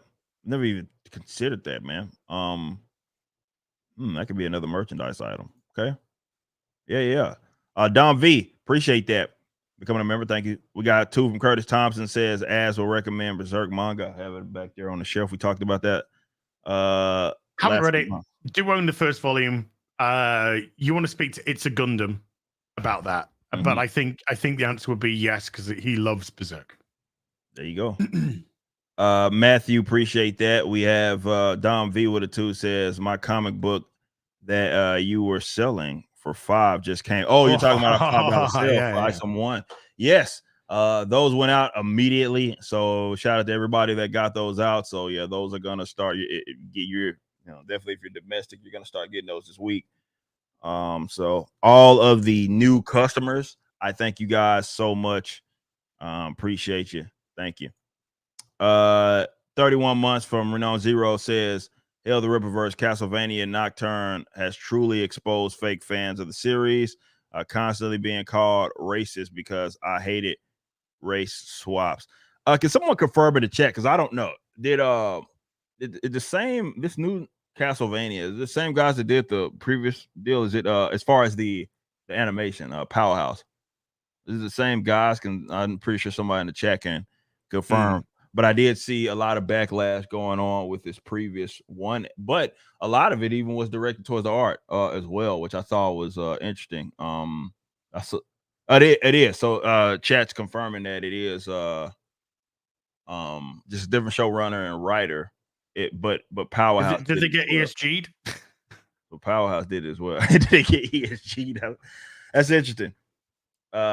Interesting. That's That whole ESG is just such a vicious circle, Man, ain't it? because it's you gotta diversify to qualify for the cheap loans, and then you get graded, but to keep your grade, you got to do the diversity. So it just puts you into diversity loop. That's all it does. So it stifles creativity because it pigeons you into conformity of diversity.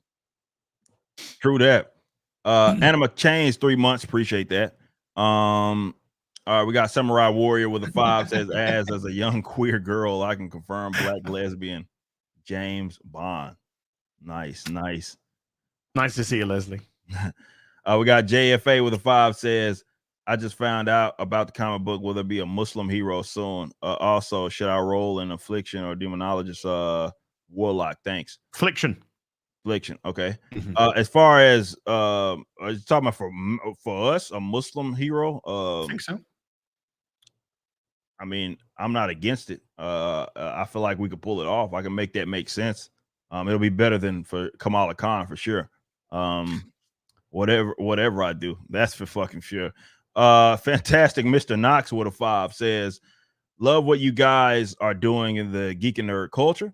Time to take it back from those who hate paying customers, and make no mistake, and what a hilarious isn't it weird that it's not just the comic book industry, but so many industries now think it's worthwhile going to war with their customer base? I don't get it, man. It is bizarre, huh? It's the strangest, weirdest. It's still we've flipped to another universe type of thinking I've ever seen. It's remember that there was once upon a time the customer's always right. Now the customer can go fuck off is current day. And the customer's never right. They're completely wrong to them. And it's like, well, again, they make content to make it seem as if you as a customer are supposed to live up to them. It's not the other way around, you know? Yeah. You need to be worthy to buy our product. Yes. That's how they position themselves. And it is fucking bizarre. That's not a recipe for any sort of success, but and getting angry certainly won't. The people that gave you a chance, I mean, getting angry at those people is it's just not. It's not gonna work long term. Bruce, what's up? Says, when are we getting Silverback merch from Ass? And when soon are we adding a character named Silverback to the Ripperverse? Gorilla type character named Silverback to the Ripperverse. I'll consider it. I'm on it right now. Yeah, I was gonna say, that sounds good. Yeah, I'm just no bias. Yeah, not at all. That sounds really good. We got Space Bucket with it too. It says, why do corporations and investors fund? Well, look, I'm gonna give you my opinion on it, and what I think I've seen happen. This is why people are trying to be a BlackRock, and those guys are trying to even pivot from the not necessarily what they're trying to do, but even they understand that the name, be it in ESG, has kind of fucked them, right? Because people are becoming more privy to it and more aware of what it is. So now they're trying to kind of distance themselves from that. But also, on the other hand, it's not getting the return it is that they thought that they were going to get. See, when you pimp these people into doing things, the idea is that, well, what I think that they were banking on is you have all of these various brands, right, that people have already embraced and accepted, right? So if we have whatever it be, a political agenda or a social agenda that we want to perpetuate, we want to ensure that the masses adopt, and we can use these other assets as our vehicle to get that shit out there. But what happened is, and I don't think what they accounted for was that there was going to be a rejection in mass that would actually hurt the pockets, right? Because I think they expected and anticipated that people would mindly consume. And people did that up to a degree. And then you had the Bud Lights of the world. You had like what happened with Target in their recent shit. You had what's happened to even some of these Hollywood brands and some of these products it is that we've been talking about on the entire show. So the return isn't there because, well, people aren't just saying, I'm just gonna fucking it's this shit, you know what I mean? And I'm just gonna say it and I'm gonna deal with it. And people are, again, when you grow up with something and you've loved it for a long time, people will tolerate it for to a degree, right? And they will. But they're all, what they didn't account for is that in such an accelerated amount of time, people would be like, you know what? Fuck it. Okay, we see what it is that you're doing. You are not going to be able to get your investment back, right, into any of this shit because, well, we're not gonna mindlessly consume. And this is why I think when you look at the decline of Bud Light, that wasn't supposed to happen. I don't think they had that in their cards, that shit was. And really, to be fair, it was one of the first brands where you yeah, like it like you really saw it manifest itself into a fucking utter and complete failure from something that was recognized as like part of American fucking culture, right? Bud Light was a fucking massive brand, and now it's almost synonymous to gay shit, right? So we use it even in other terminology, like what in the Bud Light or some shit, because of what they've recently. That is impressive, right? And I don't think they were accounting. Hell, I don't think I was even accounting for a backlash like that. So, you know, that's my position on that. But as far as the literal why, look, man, I think these people actually believe in this goofy shit, and it's just you know, communistic nonsense is essentially all that it is. They want everybody, they want this world to be gray and gay is what it is that I often say. So this is kind of what it is. Space Monkey, I appreciate that. We got Graph Web says, for God's sake, cancel Disney Plus, says Graph Web with a 2. I appreciate that. Kai's with 18 months, keep it the great work. Ripping ass. You got it. Darren with a 10 says, been fan and subscriber since 40K. Keep grinding, homie. I have a Ripper pull-ups video dropping in the next few days. Hell yeah. Hopefully it's straight workouts. Says, love y'all both.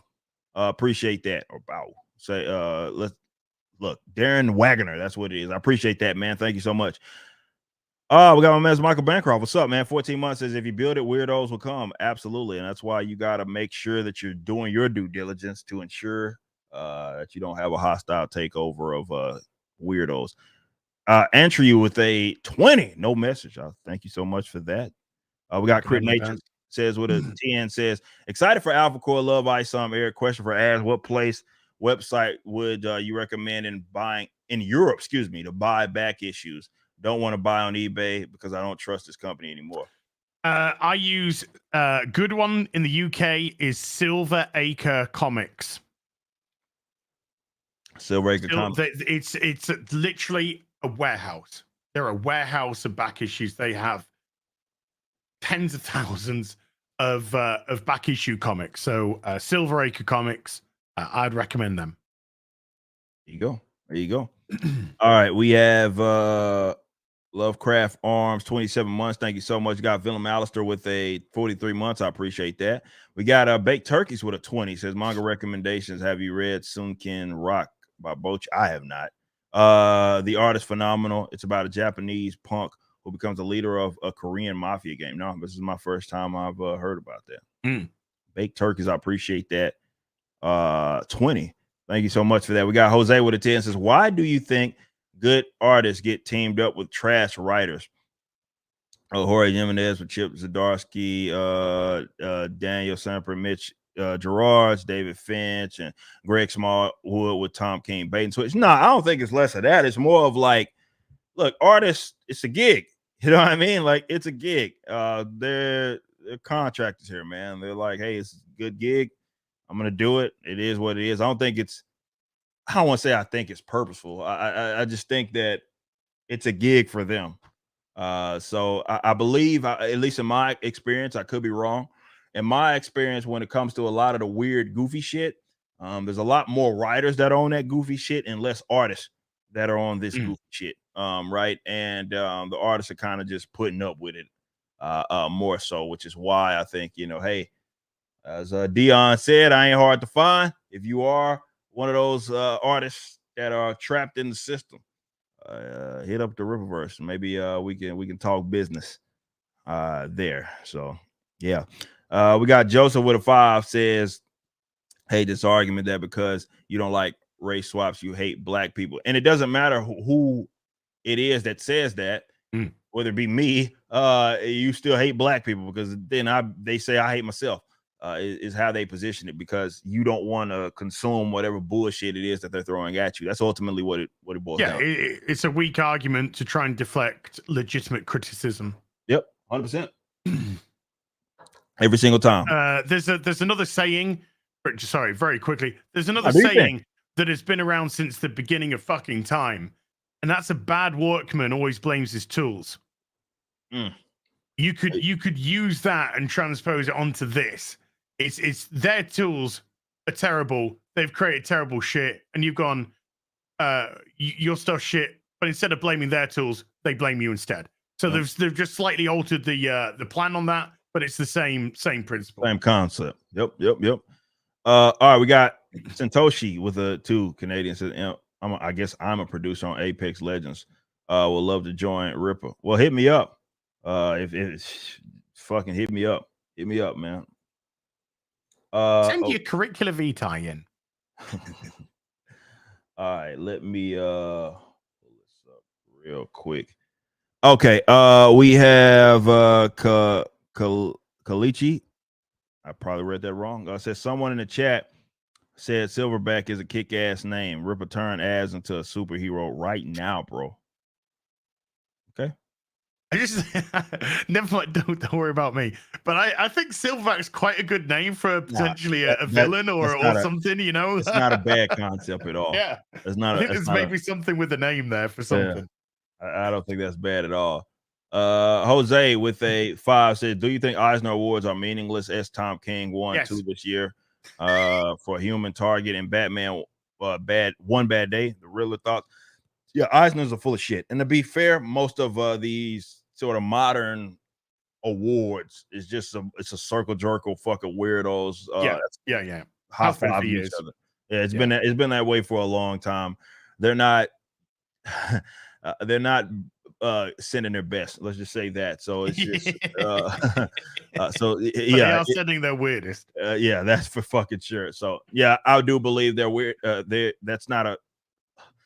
Let me say this: for people that aspire to be writers, and you are in the comic book business, right, and you want to see a level of success, fuck awards.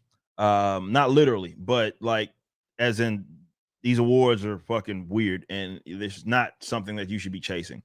Okay. And they don't pay for anything. No, they don't. It's just, again, it's cosigns from your peers, and that is fucking meaningless in the grand scheme of things. Your customers are what matters. How they respond to it is what matters, and you should be producing for them if you're at least trying to make it. Now, you look, there's people out there I love to see it. These broke motherfuckers, right? All nominated for X Oscars. Yeah, you're still broke. You know what I mean? So how's that going for you? It's not going really good at all. But don't chase that at all. Prioritize your customers over everything else. Benny with 6.99 says, looking good, ass. Keep it up, my guy. One shout out to you. Work in progress. Hell yeah. Says, yes, as my CV and LinkedIn ready to see. Okay. Satoshi Berry, hit me up. We got Scarred Steel as well, becoming a YouTube member. I appreciate that as well. And now we have Fantastic Mr. Knox with a 5 says, here in Australia, the comic book stores gave all this excess stock of new comics from the big 2. Not surprisingly, enough. It's the old stuff that sells. Well, I think that's how a lot of them are eating right now. Comic book stores, especially in America, you can't just really be just a comic book store anymore. It's not enough of those moving around. Now you need to be doing other things, games. Obviously, you got the statue and toy game and all that as well. And back issues. People are going in those and eat them right up. So be sure to, if you are supporting them, I mean, that still helps them out, going out there and buying back issues. But yeah, these guys know that they can't do shit. They can't do jack shit with those new comics. No, I got you. Fantastic, Mr. Knox. I got you. Jose to Beast with a 2 says, "Hey, Az, are you reading any comic books today?" Yeah, I pulled a few out. I'm gonna read because I brought my whole collection back. Just here, I'm just about to read the JLA Avengers, Batman Battle for the Cowl, and oh yeah, there it is, and douche Earth 2 JLA. There you go. Which is Grant Morrison and Frank Quitely, which is awesome. There you go. There you go. Shout out. So that's what he's on. I don't get as much time to do that shit anymore. I am so behind. There's a lot of stuff that I would like to get caught up on, but yeah, here we are writing till my hands fall off when I have free time, and I'm just trying to get these books out because we got a lot of shit planned going into this next year.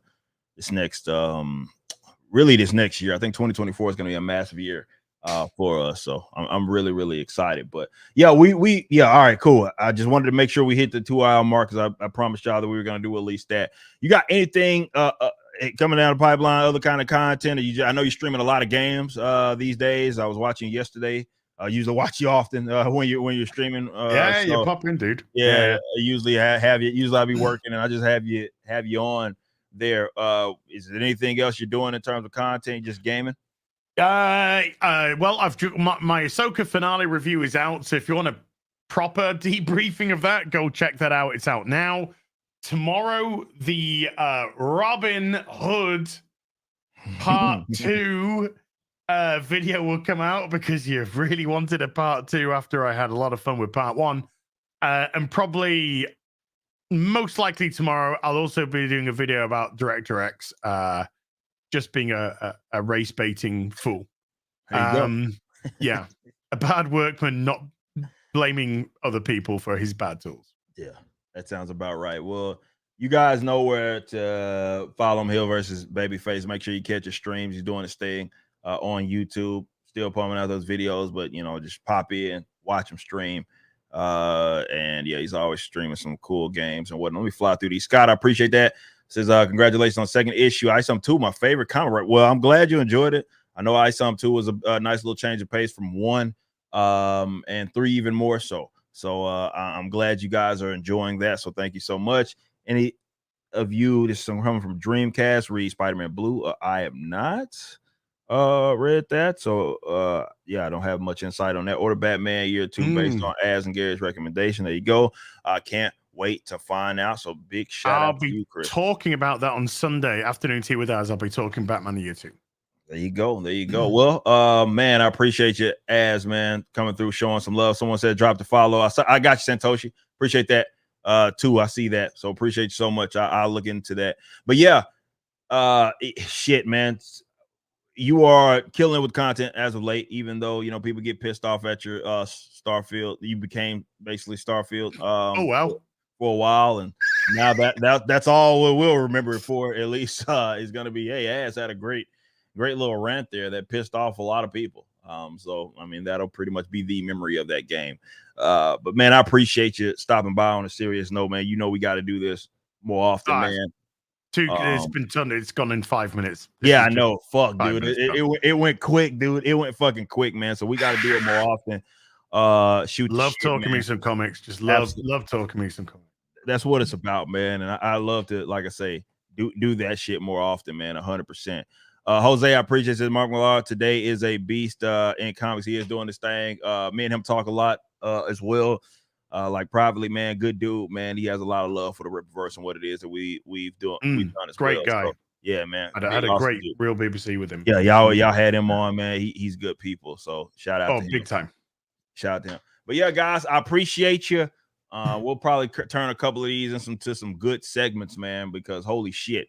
You know, we were shooting the shit there. So but I thank you guys. We will have another stream soon enough. I'll keep you guys posted on that. Thank you. Till next time, though, y'all be easy and yeah, peace out.